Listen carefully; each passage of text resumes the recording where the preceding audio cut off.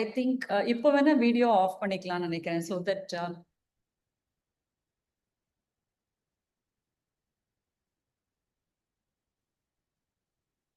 Connection பெட்டரா இருக்கும். Okay, I'm starting my presentation. Today's topic is pediatric palliative care, and I'm a pediatric oncologist.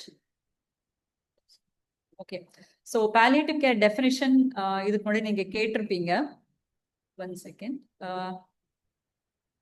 Okay, so generally palliative care அப்படின்னா எல்லாருக்கும் இந்த ஒரு image தான் கண்ணு முன்னாடி வரும். நிறைய பேர் வந்து palliative கேர்ன்னு சொல்லும்போது என்ன சொல்லுவாங்கன்னா வந்துட்டு டாக்டர் ஒண்ணுமே பண்ண முடியாதுன்னு சொல்லிட்டாங்க, palliative கேர்ன்னு சொல்லிட்டாங்க அப்படிங்கிற மாதிரி ஒரு ஐடியா தான் ஜென்ரல் பப்ளிக்கும் பேஷண்ட்ஸ்க்கும் இருக்கு. பட் palliative கேர்னா ஆக்சுவலா இப்படிதான் இருக்கணும். அதாவது பார்க்கும்போதே உங்களுக்கு ஃபுல்லா வைப்ரண்டா எனர்ஜியா, இப்போ கண்ணுக்கு வந்து எப்படி குளிர்ச்சியா இருக்கு பார்க்கும்போது, அந்த மாதிரி palliative கேர்ங்கிறது ஒரு பேஷண்ட்டுடைய குவாலிட்டி ஆஃப் லைஃபை இம்ப்ரூவ் பண்றதுக்குள்ள எல்லா காம்பனன்ஸும் அதில் இருக்குது. ஸோ நீங்க பார்த்தீங்கன்னா it is treating the whole person. இப்போ ஜென்ரலாக ஒரு கம்ப்ளைண்ட்னு வந்தாங்கன்னா நம்ம அந்த கம்ப்ளைண்ட்டை மட்டும் பார்ப்போம். தலைவலியா, தலைவலிக்கு மட்டும் மருந்து கொடுத்து அனுப்புவீங்க. ஃபீவர்னா ஃபீவருக்கு மட்டும் மருந்து கொடுத்து அனுப்புவீங்க. பட் palliative கேர் வந்து அவங்க கம்ப்ளைண்ட்டுன்னு இல்லாமல் அஸ் அ ஹோல் இண்டிவிஜுவலாக நம்ம அவங்கள ட்ரீட் பண்ண ட்ரை பண்ணிட்டு இருப்போம். மெயினாக அவங்க குவாலிட்டி ஆஃப் லைஃப் எப்படி இம்ப்ரூவ் பண்ணலாங்கிறது தான் முக்கியமான point. It supports the family. எல்லா இடத்துலையுமே பேஷண்ட்டுக்கு மட்டும் இம்பார்ட்டன்ஸ் கொடுக்கும், பட் palliative கேர்ல ஃபேமிலிக்கும் equal importance. It is an extra layer of support for all. அதுதான் அதோடைய main point. So again palliative கேர்னா ஐ மீன் palliative கேர்னு சொன்னாலே குழந்தை ரொம்ப சீக்கிரமா இறந்துரும் அப்படிம்பாங்க. இப்போ என்னுடைய நெகட்டிவ் என்னன்னா, நான் ஒரு பீடியாட்ரிஷியன் அண்ட் ஆன்காலஜிஸ்ட்னால எப்பவுமே சைல்டுன்னு தான் சொல்லிட்டு இருப்பேன். பட் அது வந்து நீங்க ஜென்ரலா பேஷண்ட் அப்படின்னும் எடுத்துக்கலாம். சில்ட்ரனுக்காக மட்டும் கிடையாது, ஜென்ரலா பேஷண்ட் நீங்க எடுத்துக்கலாம். So palliative care no longer means helping children die well, but it means helping children and families to live well. So difference palliative கேர்னாலே டெத்து தான் அப்படிங்கிறது இல்லாம we are helping them to live well. அவங்க இருக்கிற வரைக்கும் அவங்களுடைய quality of life நல்லா இருக்கணும். So it is not die well but live well. And then when it is time is certain to help them die gently. So palliative care உங்களுக்கு ஏன் புரியணும்னா, as a nurse நீங்க வந்து பேஷண்ட்டுடைய vitals monitor பண்ணுவீங்க. அவங்களுடைய day to day basis care பண்ணும்போது minute difference இருந்தாலும் நீங்க தான் ஃபர்ஸ்ட் அதை நோட்டிஃபை பண்ணுவீங்க. அடுத்த லெவலுக்கு உங்களுடைய பிசிஷியன்ஸ்க்கோ இல்லை ஃபேமிலிஸ்க்கோ நீங்க தான் இன்ஃபார்ம் பண்ண போறீங்க. ஸோ அந்த minor changes in heart rate, respiratory rate, temperature, BP, இது எல்லாமே ஒரு பேஷண்ட்க்கு கொஞ்சம் சேஞ்சஸ் இருந்தாலே அது வந்து ஒரு பெரிய ரிஸ்க் ஃபேக்டர்னு யோசிப்போம். பட் palliative கேர்ல அந்த மாதிரி சின்ன சின்ன சேஞ்சஸ்க்குலாம் நம்ம ஒரு பெரிய ஷாக் கொடுக்க மாட்டோம். பிகாஸ் வி நோ கொஞ்சம் கொஞ்சமா இது எல்லாமே டிட்டரியேட் ஆக போகுது அப்படின்னு நமக்கு தெரியணும். ஸோ palliative கேர் கான்செப்ட் தெரிஞ்சாதான் ஒரு சைல்டுக்கு நம்ம எவ்வளோ ஹெல்ப்ஃபுல்லா இருப்போம்னு தெரியும். இல்லாட்டி நம்ம பண்ற ரெகுலர் கேரே நீங்க சைல்டுக்கு கொடுத்தீங்கன்னா நீங்க வந்து you are going to cause more trouble to the child. And we are allowing them to die gently. இப்போ palliative கேர்ல மட்டும்தான் குட் டெத், ஜென்டில் டெத் இதை பத்தி எல்லாம் பேசுவோம். ஏன்னா இதே தமிழ்ல டிரான்ஸ்லேட் பண்ணீங்கன்னா எந்த அளவுக்கு அது ப்ரொஃபஷனலா இருக்கும்னு தெரியல. நல்ல சாவுங்களா நம்ம சொல்ல மாட்டோம். ஸோ அது இங்கிலீஷ்ல குட் டெத் அப்படிங்கிறது தான் correct. So what is good death? அதுக்கு முன்னாடி எந்த இடத்துல குழந்தைங்களுக்கு நம்ம palliative கேரை சொல்லுவோம்? ஜென்ரலாவே palliative கேர்னா கேன்சர் அப்படிங்கிறது மட்டும்தான் எல்லாருடைய மைண்ட்லயுமே வரும். ஆனா கேன்சர் இல்லாத பாக்கி நிறைய கண்டிஷன்ஸுக்கும் நம்ம palliative கேரை யூஸ் பண்ணலாம். ஸோ அதுக்கு ரெண்டு தெரியணும். ஒன்று லைஃப் த்ரெட்டனிங் கண்டிஷன், இன்னொன்று லைஃப் லிமிட்டிங் கண்டிஷன். இப்போ லைஃப் த்ரெட்டனிங் கண்டிஷன் என்னன்னா, ஒரு புதுசாக ஒரு டயக்னோசிஸ் வருது, அதுக்கு ட்ரீட்மெண்ட்டும் இருக்கு, பட் அதனால டெத்தும் வரலாம் அப்படிங்கிற மாதிரி. அதுக்கு ஒரு எக்ஸாம்பிள் தான், ஒன் செகண்ட் சாரி, அதுக்கு ஒரு எக்ஸாம்பிள் தான் கேன்சர். லைஃப் லிமிட்டிங் கண்டிஷன்னா இதுக்கு ட்ரீட்மெண்ட்டே கிடையாது, கண்டிப்பா இந்த சைல்டு வந்து ஒரு நார்மல் அடல்ட் மாதிரி அவ்வளோ நாள் உயிரோட இருக்காது. That is life limiting condition. So life threatening கண்டிஷனா இருந்தாலும் சரி, லைஃப் லிமிட்டிங் கண்டிஷனா இருந்தாலும் சரி, அது எல்லாத்தையுமே நம்ம சீரியஸ் இல்னஸ்ன்னு சொல்றோம். ஸோ இந்த மாதிரி சீரியஸ் இல்னஸ்னா என்னன்னா, ஒரு சைல்டோட குவாலிட்டி ஆஃப் லைஃப் அஃபெக்ட் ஆகுது, அந்த ஃபேமிலியே ஃபுல்லா அஃபெக்ட் ஆகுது, அவங்களுக்கு அந்த சைல்டை பார்த்துக்கிற கேர் கிவர்ஸ்க்கு வந்து எக்ஸ்ட்ரா ஸ்ட்ரெஸ் ஆகுது. இது எல்லாத்தையுமே நம்ம சீரியஸ் இல்னஸ் சொல்றோம். இந்த மாதிரி சீரியஸ் இல்னஸ் உள்ள எல்லா டயக்னோசிஸுக்கும் நம்ம palliative கேரை யூஸ் பண்ணிக்கலாம். ஸோ palliative கேர் டாக் பேசும்போது டாக்டர் ராஜகோபால் சாரை பத்தி பேசாம இருக்கவே முடியாது. So you know he is the one who started Pallium India. அவர் என்ன சொல்றாருன்னா, palliative care is wrongly assumed that it is only for cancer patients and those who are about to die. யாருக்கெல்லாம் கேன்சரோ இல்ல யாரெல்லாம் வியாதினால இறந்து போறாங்களோ அவங்களுக்கு மட்டும்தான் palliative care அப்படிங்கிறது ஒரு ஜெனரல் ஐடியா. ஆனா அது அப்படி கிடையாது. எந்த டிசீஸா இருந்தாலும் palliative care நம்ம கொடுக்கலாம். ஏன்னா எந்த அளவுக்கு அவங்க உடம்பு ரீதியா பிரச்சனை இருக்கோ அதை எந்த அளவுக்கு நம்ம palliative careல கம்மி பண்ண போறோம். இதுதான் மெயின் கான்செப்ட். ஓகே, அடுத்து நீங்க முக்கியமா தெரிஞ்சுக்க வேண்டிய ஆள் வந்து டேம் சிசிலி சாண்டர்ஸ். ஸோ இவங்க ஆக்சுவலா ஒரு நர்ஸா இருந்து அதுக்கப்புறம் she became a doctor and she was the one palliative கேரை இவங்க தான் ஃபர்ஸ்ட் அப்ராட்ல கொண்டு வந்ததே. அவங்க என்ன சொல்றாங்கன்னா, இப்போ எல்லாரும் நல்லா இருக்கிற பேஷண்ட்ஸை நம்ம வந்து அவ்வளவு உயிரை கொடுத்து அவங்கள பாத்துக்கிறோம். பட் ஆனா ஒரு பேஷண்ட்டுக்கு இனிமேல் எதுவும் பண்ண முடியாது, அவங்க palliative கேர்ன்னு தெரிஞ்சதுன்னா அவங்களுக்கு நம்ம கொடுக்குற எஃபர்ட்டும் கொடுக்குற கேரும் ஆட்டோமேட்டிக்கா கம்மி ஆகக்கூடாது. ஸோ அதுதான் என்ன சொல்ல வராங்க, how people die remains in the memory of those who live on. ஏன்னா இறந்து போயிடுறாங்க, பட் ஆனா அந்த இறக்கிறதுக்கு முன்னாடி அவங்க எவ்வளவு கஷ்டப்பட்டாங்க, அவங்களுடைய குவாலிட்டி ஆஃப் லைஃப் எவ்வளவு பேடா இருந்ததுங்கிறது அவங்க போன பிறகும் அவங்களுடைய ரிலேட்டிவ்ஸ் மைண்ட்ல இருந்துகிட்டே இருக்கும். ஸோ இப்போவும் நிறைய பேர் என்ன சொல்லுவாங்க, இறக்கிறதுக்கு முன்னாடி ரொம்ப கஷ்டப்பட்டாங்க, பெயின் ரொம்ப அதிகமா இருந்துச்சு, தூங்க முடியல, சாப்பிட முடியல, இந்த கஷ்டங்கள்லாம் இருந்துச்சுன்னு. ஸோ இறந்து போனவங்க போன பிறகும் இந்த உயிரோடு இருக்கிறவங்களுடைய மைண்ட்ல அந்த அளவுக்கு அது ஒரு பெரிய பிரச்சனையாகவும் ஒரு பெரிய சோகத்தையும் ஏற்படுத்துது. அதனாலதான் யார் இருக்காங்களோ அவங்க மெமரி ரொம்ப பேடா அஃபெக்ட் ஆகுது. ஸோ அவங்களுக்கு ஒரு பீஸ்ஃபுல் மைண்ட் வேணும்னா palliative கேர் கான்செப்டை நம்ம கரெக்டா ஃபாலோ பண்ணணும். In between so any change இதே பேஸ்ல இப்படியே கண்டினியூ பண்ணலாமா? ஏதாவது புரியலையா உங்களுக்கு? ஏதாவது சேஞ்ச் பண்ணணுமா நடுவுல?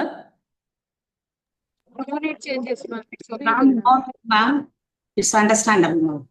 இப்படியே கண்டினியூ பண்ணிக்கலாமா? Yes, ma'am. Okay, thanks ma'am.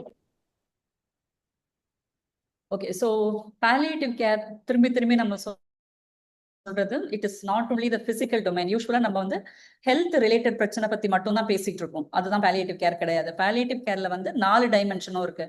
Physical, psychological, social, spiritual. இந்த 4ம் சேர்ந்து தான் palliative care. So it is not only health related பிரச்சனை மட்டுமே கிடையாது, சைக்காலஜிக்கும் இம்பார்ட்டன்ஸ் கொடுக்கணும், அவங்களுடைய சோஷியல்.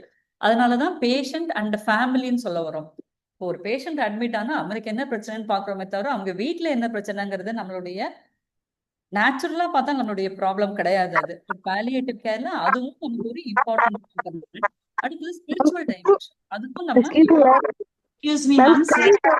Ma'am. தெரியல மேம், ஸ்கிரீன் தெரியல மேம். 1 செகண்ட், ஒருவேளை ஷேரிங் பண்ணலையும். Slide display ஆகல ma'am. 1 second.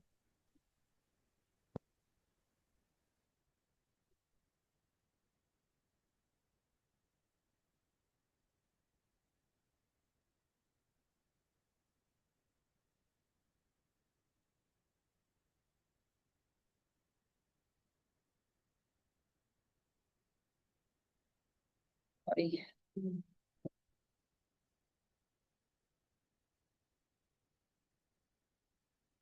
Where is my PowerPoint?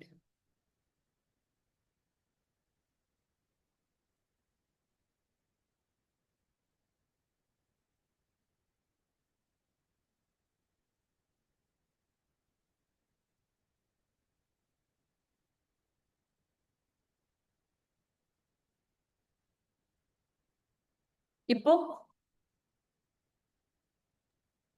Yes ma'am. Yes, தெரியும். ma'am. சரி, ரொம்ப நாள் ஆச்சு இந்த மாதிரி ஆன்லைன்ல ஒரு பவர் பாயிண்ட் போட்டு கிளாஸ் எடுத்து. So I'm sorry. ஸோ இந்த 4 dimensions, physical, psychological, social and spiritual.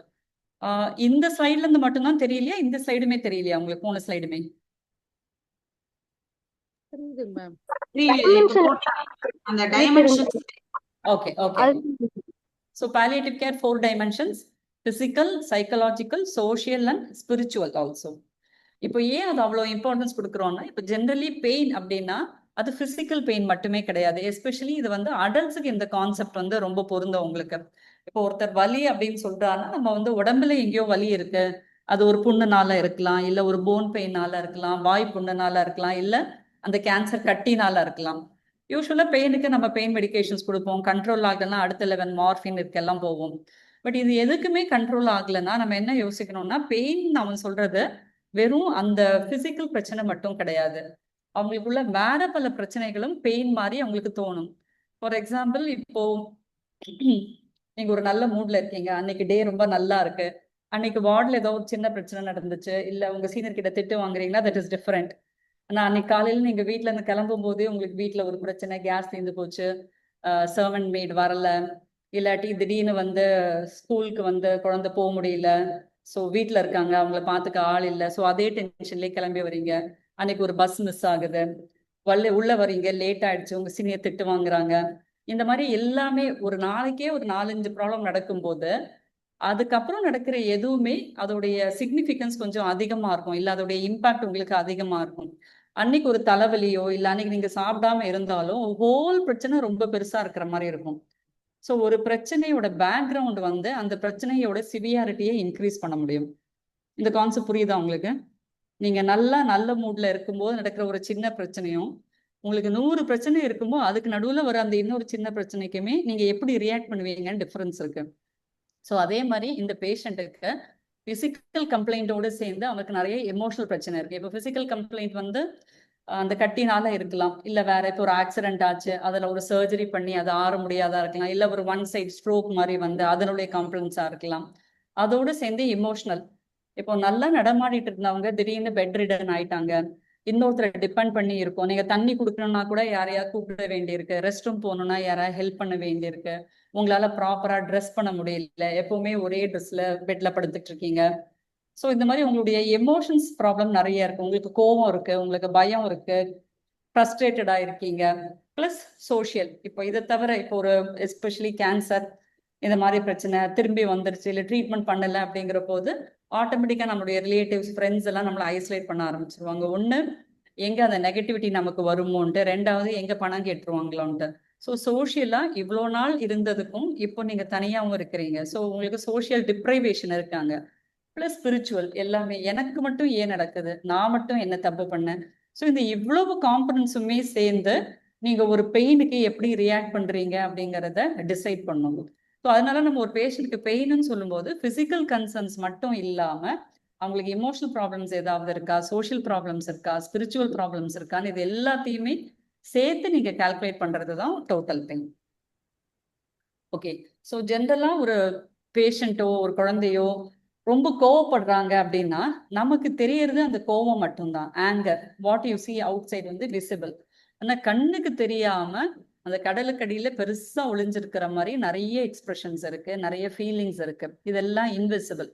நமக்கு அது கோவம் மட்டும்தான் வெளியில தெரியுது, அது இன்செக்யூரிட்டியா இருக்கலாம், ஹெல்ப்லெஸ்னஸா இருக்கலாம், சேட்னஸா இருக்கலாம், loneliness, frustration, guilt, fear.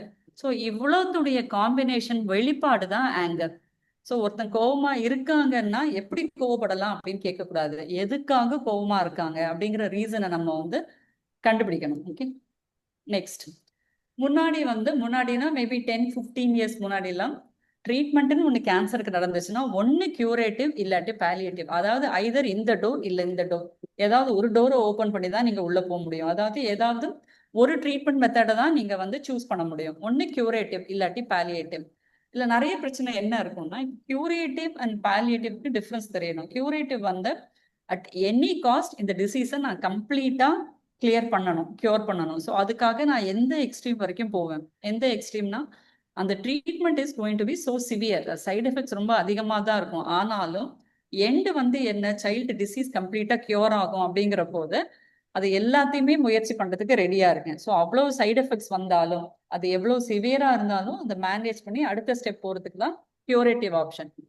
Palliative என்னன்னா இந்த டிசீஸ் கியூர் ஆகாது, நீங்க கொடுக்குற எந்த மருந்துக்குமே இது கண்ட்ரோல் ஆக போறதில்லை அப்படின்னு தெரிஞ்ச பிறகு, இந்த டிசீஸ் கண்டிப்பா திரும்பி வரும், இல்லை இது குணப்படுத்தவே முடியாதுன்னு தெரிஞ்ச பிறகு இந்த ட்ரீட்மெண்ட்டை இவ்வளோ சிவியரா, இவ்வளோ காம்ப்ளிகேட்டடா, இவ்வளோ சைடு எஃபெக்ட்ஸோட எடுத்துட்டு போனோமா. ஏன்னா எண்ட் பாயிண்ட் என்ன, ஒன்ஸ் டிசீஸ் கியூர் ஆகணும், அந்த ஆப்ஷனே இல்லாத போது அந்த சைல்டை எதுக்கு நம்ம இவ்வளோ கஷ்டப்படுத்தணும், இல்லை பேஷண்ட் எதுக்காக இவ்வளோ பணம் செலவு பண்ணி இவ்வளோ பிரச்சனையும் பார்த்து ஆனால் ஃபைனலாக டிசீஸ் கியூர் ஆகலை அப்படிங்கிற போது தட் இஸ் பாலியேட்டிவ் கேர். அப்போ அந்த இடத்துல நம்மளுடைய ட்ரீட்மெண்ட் ஆப்ஷன்ஸ் மாறும். முன்னாடி இது ரெண்டும் தனித்தனி டோரா இருந்துச்சு, இப்போ வந்து ரெண்டுத்தையும் சேர்த்தே ஒரே டைம்ல பிராக்டிஸ் பண்ணலாம் அப்படிங்கிற கான்செப்ட் தான் இப்போ பிராக்டிஸ் பண்ணிட்டு இருக்காங்க. அதாவது கியூரேட்டிவ் அண்ட் பாலியேட்டிவ் ரெண்டும் சைட் பை சைட் போகலாம். ஓகே, ஸோ இதுதான் அந்த மாடல். ஒரு டிசீஸ்னு கண்டுபிடிக்கிறீங்க, ஸ்டார்டிங்ல எல்லாருக்குமே கியூரேட்டிவ் ஆப்ஷன்ல ஸ்டார்ட் பண்றோம். அந்த சேம் டைம்ல பாலியேட்டிவும் உள்ள கொண்டு வரோம். ரெண்டுமே ஈக்குவலண்டா இருக்கு. ஸோ போக போக என்ன ஆகும்னா கியூரேட்டிவ் ஆப்ஷன்ஸ் கம்மியாக பாலியேட்டிவ் கேருடைய ரோல் அதிகமாயிடும். Finally one point of time இந்த பாலியேட்டிவ் கேர் மட்டுமே தான் இருக்கும் அந்த டைம்ல. அதுக்கப்புறம் ஹாஸ்பைஸ்ன்னு சொல்லுவாங்க. இப்போ ஜென்ரலா சென்னையில ஹாஸ்பைஸ் சென்டர்ஸ் ரொம்ப கம்மி. இந்தியாலேயே அஃப்கோர்ஸ் ஹாஸ்பைஸ் சென்டர்ஸ் வந்து ரொம்ப கம்மி. ஸோ இதை நம்ம யூஸ்வலி இந்த பீரியடை எண்ட் ஆஃப் லைஃப் கேர்னு சொல்லுவோம். இந்த ஹாஸ்பைஸ்ல ஏன் ஹாஸ்பைஸ்ல இருக்குங்கிறதுக்கு நான் நெக்ஸ்ட் பாயிண்ட் வரேன்.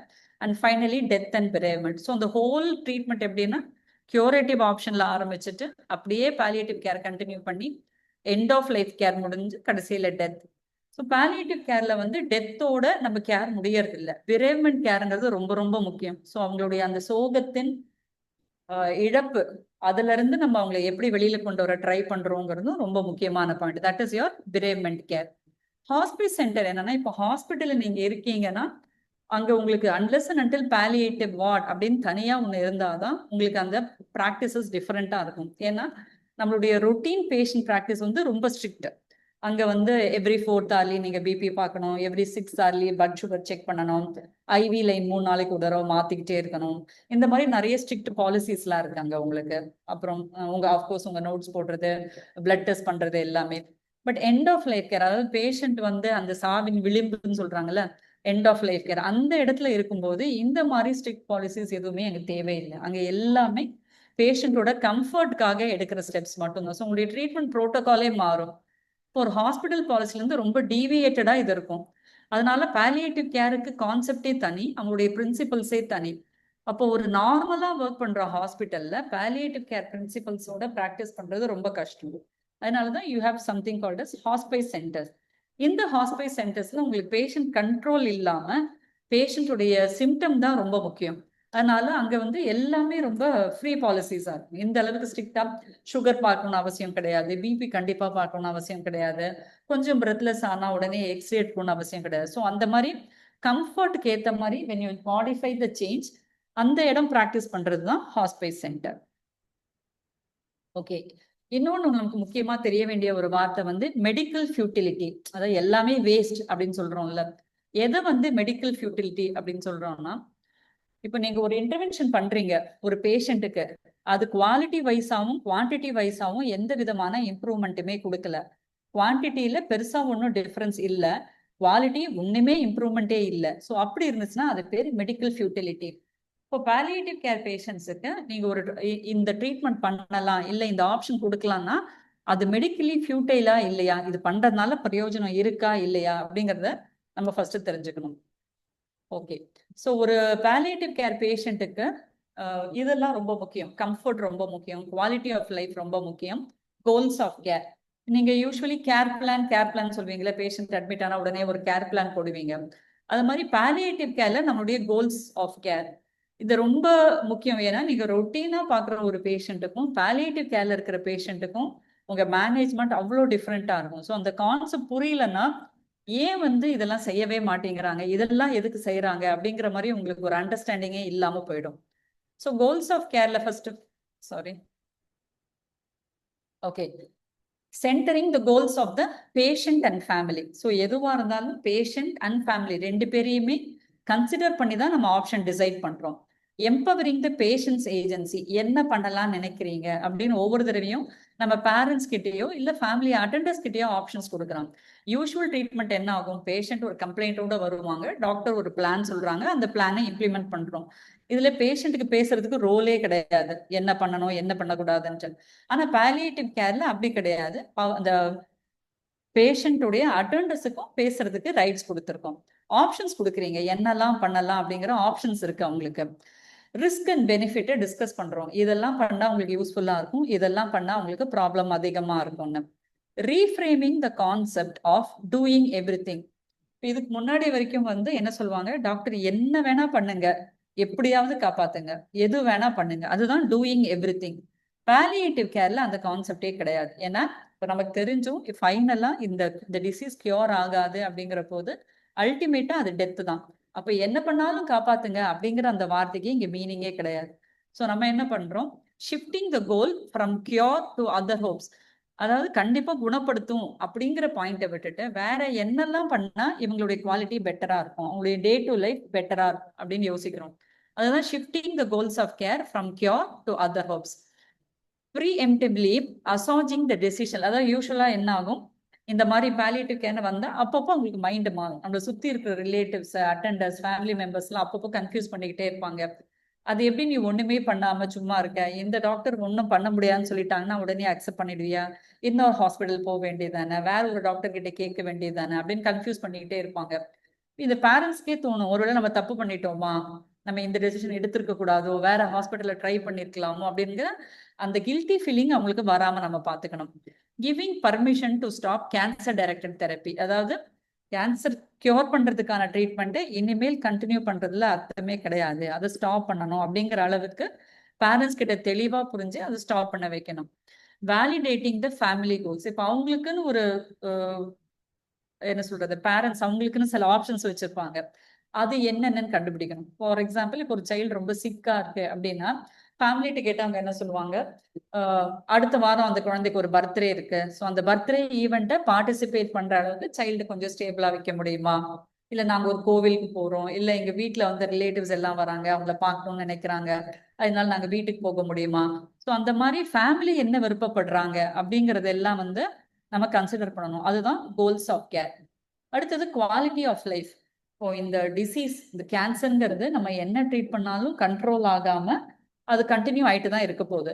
ஸோ அதையும் மீறி இந்த லைஃபை நம்ம எவ்வளோ யூஸ்ஃபுல்லா வைக்க முடியும், டே டு டே லைஃபை எப்படி ப்ரொடக்டிவா வைக்க முடியும் அப்படின்னு பாக்குறோம். அதுக்கு தான் we are paying more importance to quality of life. ஒரு பேலன்ஸ் அது எப்படி கொண்டு வர முடியும், மெயினா அவங்க அன்றாட வாழ்க்கையில டெய்லி எவ்வளவு சந்தோஷமா அவங்களை வச்சுக்க முடியும். அதான் focusing on feeling happy, focusing on feeling physically well. அவங்களால மற்ற நார்மல் ஆக்டிவிட்டி செய்ய முடியலனாலும் அவங்க கெப்பாசிட்டியில என்ன வரைக்கும் செய்ய முடியும் அப்படிங்கிறத நம்ம பார்க்கலாம். கம்ஃபர்ட், எல்லாமே கம்ஃபர்ட் தான்.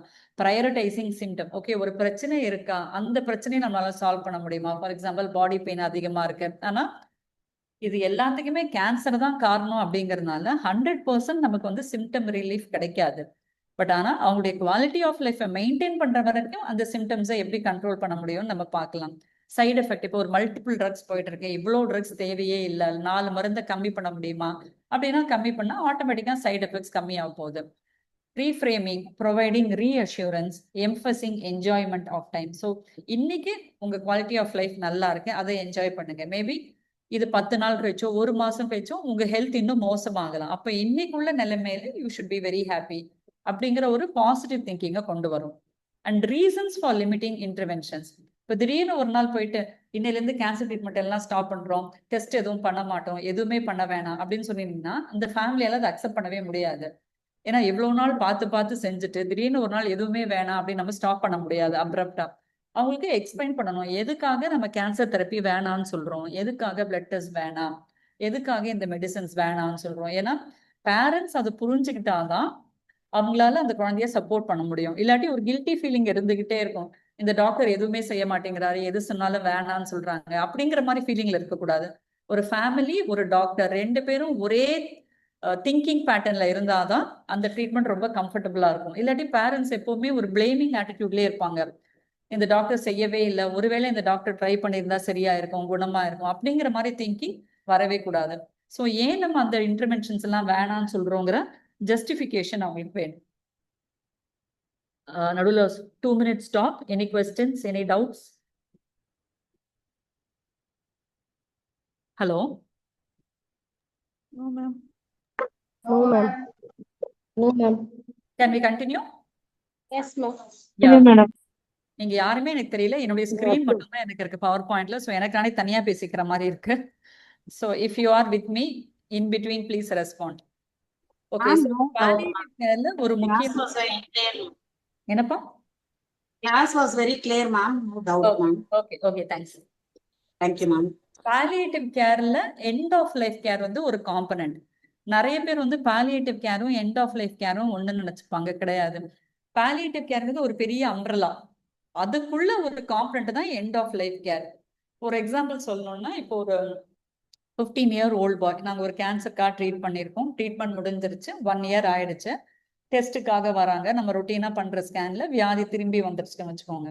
இப்போ சில கைண்ட் ஆஃப் கேன்சர் திரும்பி வந்தா அது குணப்படுத்தக்கூடிய வாய்ப்பு ரொம்ப ரொம்ப ரொம்ப கம்மி. தோ பேப்பர்ஸ் நம்ம 5%, 10%, 15% பர்சன்டேஜ் சொன்னாலும் ஆக்சுவலா அவங்க கம்ப்ளீட்டா குணமாக மாட்டாங்க. கண்டிப்பா அந்த வியாதி மோசமாகும், அவங்க இறந்து போவாங்க, நமக்கு தெரியும். இப்போ அந்த மாதிரி பேஷண்ட்ஸை நம்ம வந்து ஓகே, இப்போ இவ்வளவு நாள் இந்த 1 வருஷம் பண்ண ட்ரீட்மெண்ட் இஸ் கியூரேட்டிவ் கேர்.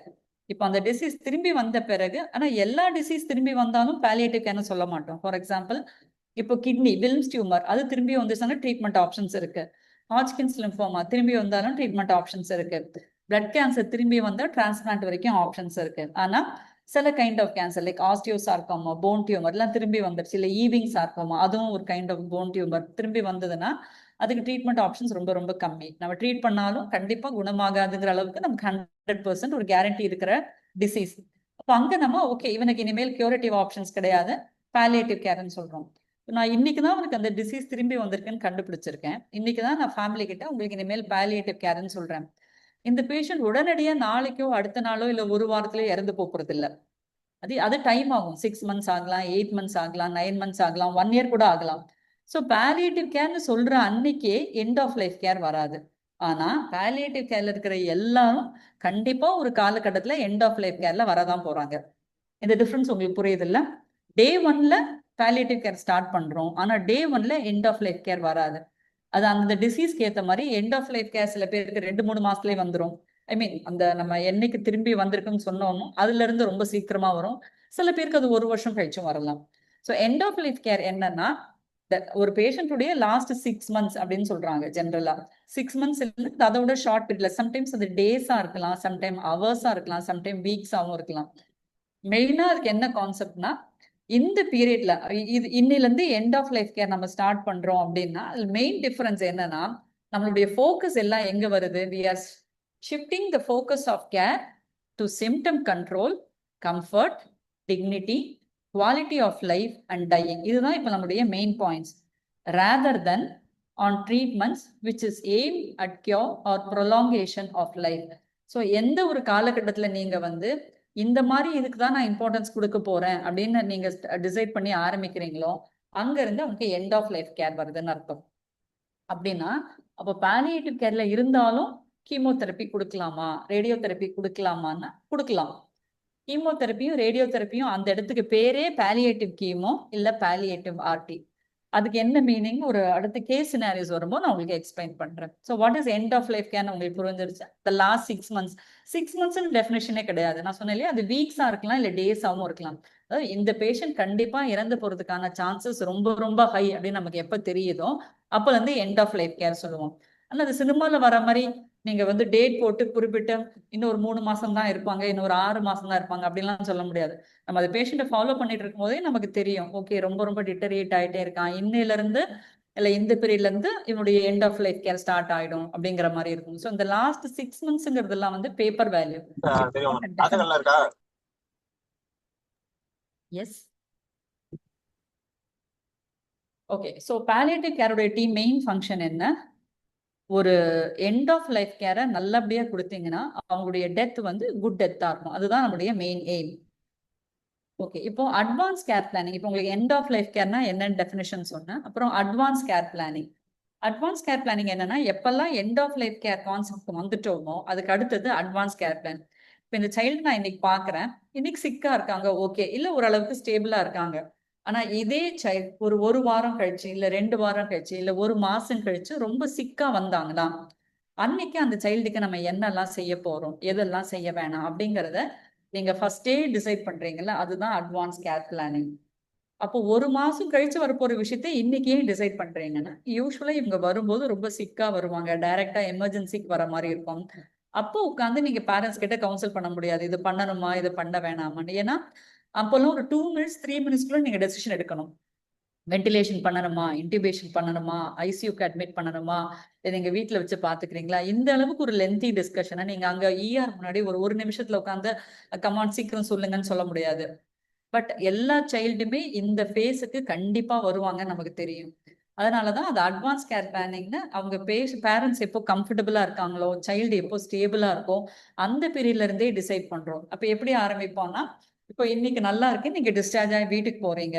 இப்போ நீங்க ஒரு 2 வீக்ஸ் கழிச்சு திடீர்னு வரீங்க, ஒரு நைட் 1 மணிக்கு. ஏன்னா எமர்ஜென்சிஸ் எல்லாமே மிடில் ஆஃப் த நைட் இல்ல ஏர்லி மார்னிங் தான் வரப்போகுது, யாருமே இல்லாத டைம்ல, அவங்களுடைய ட்ரீட்டிங் டீம் இல்லாத டைம்ல தான் மோஸ்ட் ஆஃப் த டைம் ஹாஸ்பிட்டலுக்கு வருவாங்க.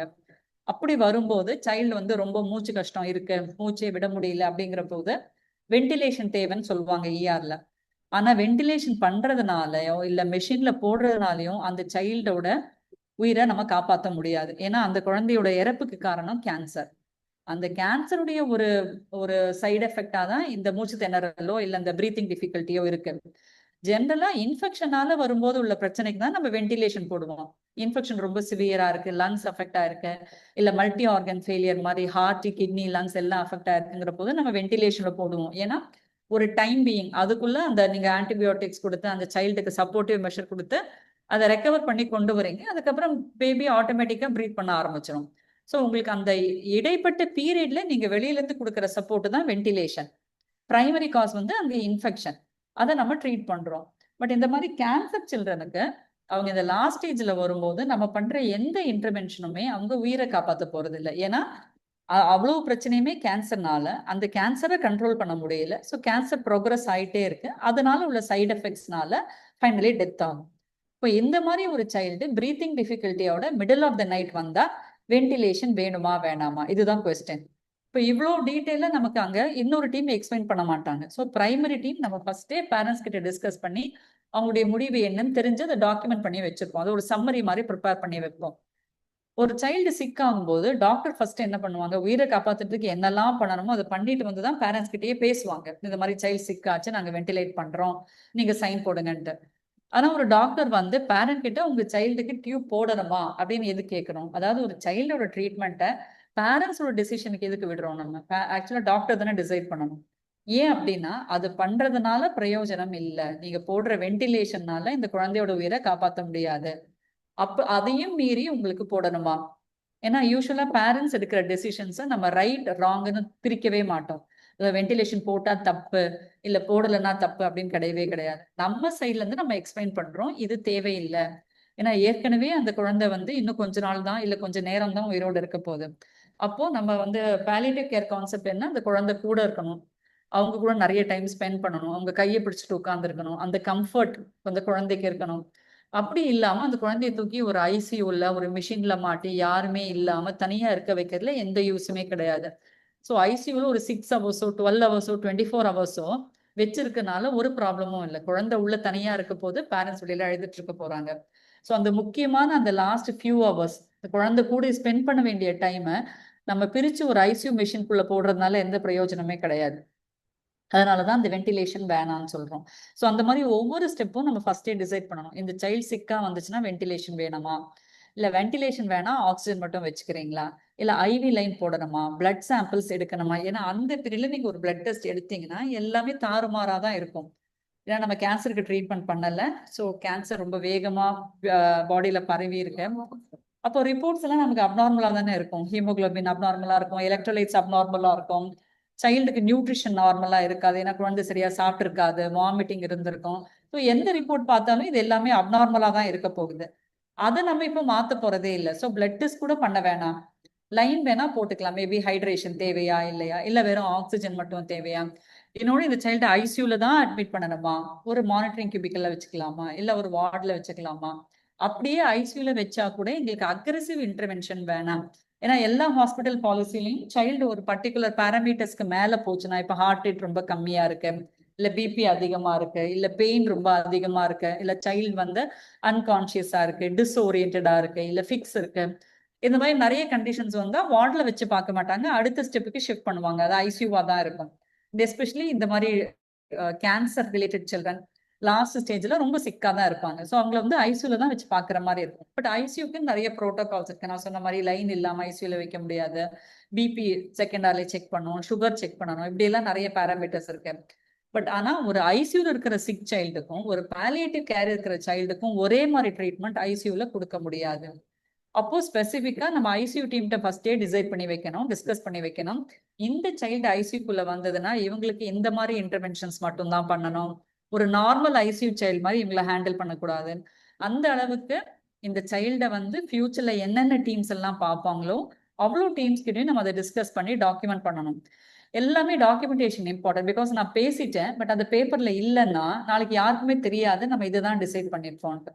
ஸோ இந்த மாதிரி அட்வான்ஸ் கேர் பிளானிங்னா இந்த சைல்டு சிக்கா வந்ததுன்னா வர வர ஒவ்வொரு ஸ்டெப்பும் அட்மிஷன் தேவையா, லைன் தேவையா, ஹைட்ரேஷன் தேவையா, வென்டிலேஷன் தேவையா, எக்ஸ்ரே எடுக்க போறீங்களா வேணாமா, இந்த மாதிரி எல்லாமே நம்ம ஃபர்ஸ்டே டிசைட் பண்ணி இது வேணும் இது வேணாம். நிறைய பேரண்ட்ஸ் என்ன சொல்லுவாங்க, ஆக்சிஜன் வச்சுக்கிறோம், வென்டிலேஷன் தேவையில்லை, டெஸ்ட் எதுவும் தேவையில்லை, வெறும் ஐவி லைன் போட்டு குளுக்கோஸ் மட்டும் போடுங்க, எக்ஸ்ரே எல்லாம் எதுவும் தேவையில்லை. ஸோ பேரண்ட்ஸ்க்கு அந்த ஆப்ஷன்ஸை கொடுத்துட்டு அவங்க என்ன விருப்பப்படுறாங்களோ அதை நம்ம ஃபைனலா டாக்குமெண்ட் பண்றோம். இந்த பேஷண்ட் சிக்கா வந்துச்சுன்னா இது மட்டும் பண்ணுங்க, இது வேணாம் அப்படிங்கிற மாதிரி.